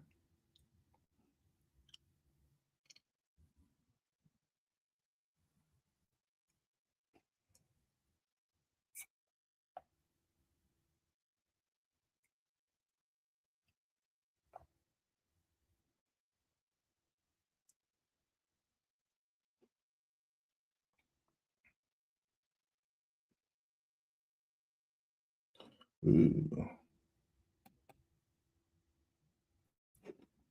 Please stop using these outdated chess machines. This is the 2024 version, and this is the 2025 version. The 2024 version is a leather-bound manuscript sits Let's in a see what stone they talking chapel about in the here, highlands man. of Ethiopia, behind walls What's tourists inside the never moon? enter, or waning. He says beings he calls the overseers of the night control when the light goes out. He describes them as bright, shaped like men, silent. Yo, how much skills is it that I just skipped exactly to the part? Randomly, I just skipped exactly to where the fuck I'm going to be at. He writes about them the same way you would describe people working a shift. What follows in verses 6 through 8 is stranger still. Enoch explains why the moon changes shape, and his explanation contradicts what we learned in school. Most people think the moon waxes and wanes because sunlight hits it at different angles, or because Earth's shadow falls across it. Enoch says no. He writes that the moon does not just reflect light passively like a mirror. Instead, he says light gets pulled into the structure through gates on the east side, stored in the interior chambers, then released slowly through gates on the west side over 14 days. The waning phase, according to Enoch, is not a shadow. It is the moon running low on stored light. The moon is a reservoir, a battery. That is what he is describing. Uriel tells him directly, and Enoch writes it down word for word. This is the order of the light called the moon. Its light is stored and its release is measured. And then comes the part that should not be possible. In chapter 79, verse 3, Enoch records exact dimensions. He writes that Uriel took him down through 7 descents to reach the lowest chamber 7 levels deep. Okay. The word in the Aramaic fragments from Qumran is mawred, which means a stairway or a shaft going down. He describes the 7th level as a chamber holding something he calls the wheel of the moon. 4 angels operate it. He lists their names: Barkiel, Zachiel, Araziel, and Samiel. Enoch says this wheel controls the path the moon takes across the sky. The angels adjust it each season. When it turns, he says, it sounds like rushing water, loud, constant. No writer in 200 BCE should know the moon's path needs correction. No ancient astronomer had tools to detect that. But Enoch describes active steering, course adjustments, maintenance, What we're looking at isn't just architectural description. It's a machine. Enoch provides operational details that read like a shift supervisor's notes. In chapter 78, verse 14, he writes that the moon's light distribution follows a precise schedule, 6 parts full, 5 parts waning, then the cycle reverses. The Ge'ez manuscript uses a numerical measurement system unique to the astronomical book. Enoch isn't approximating, he's recording exact quantities. The text specifies that on the first day of the month, 1/7 of the moon's total light capacity is visible. By day 7, exactly half. By day 14, full capacity. Just like the book of Enoch. That shit kind of... All right, we out of here then.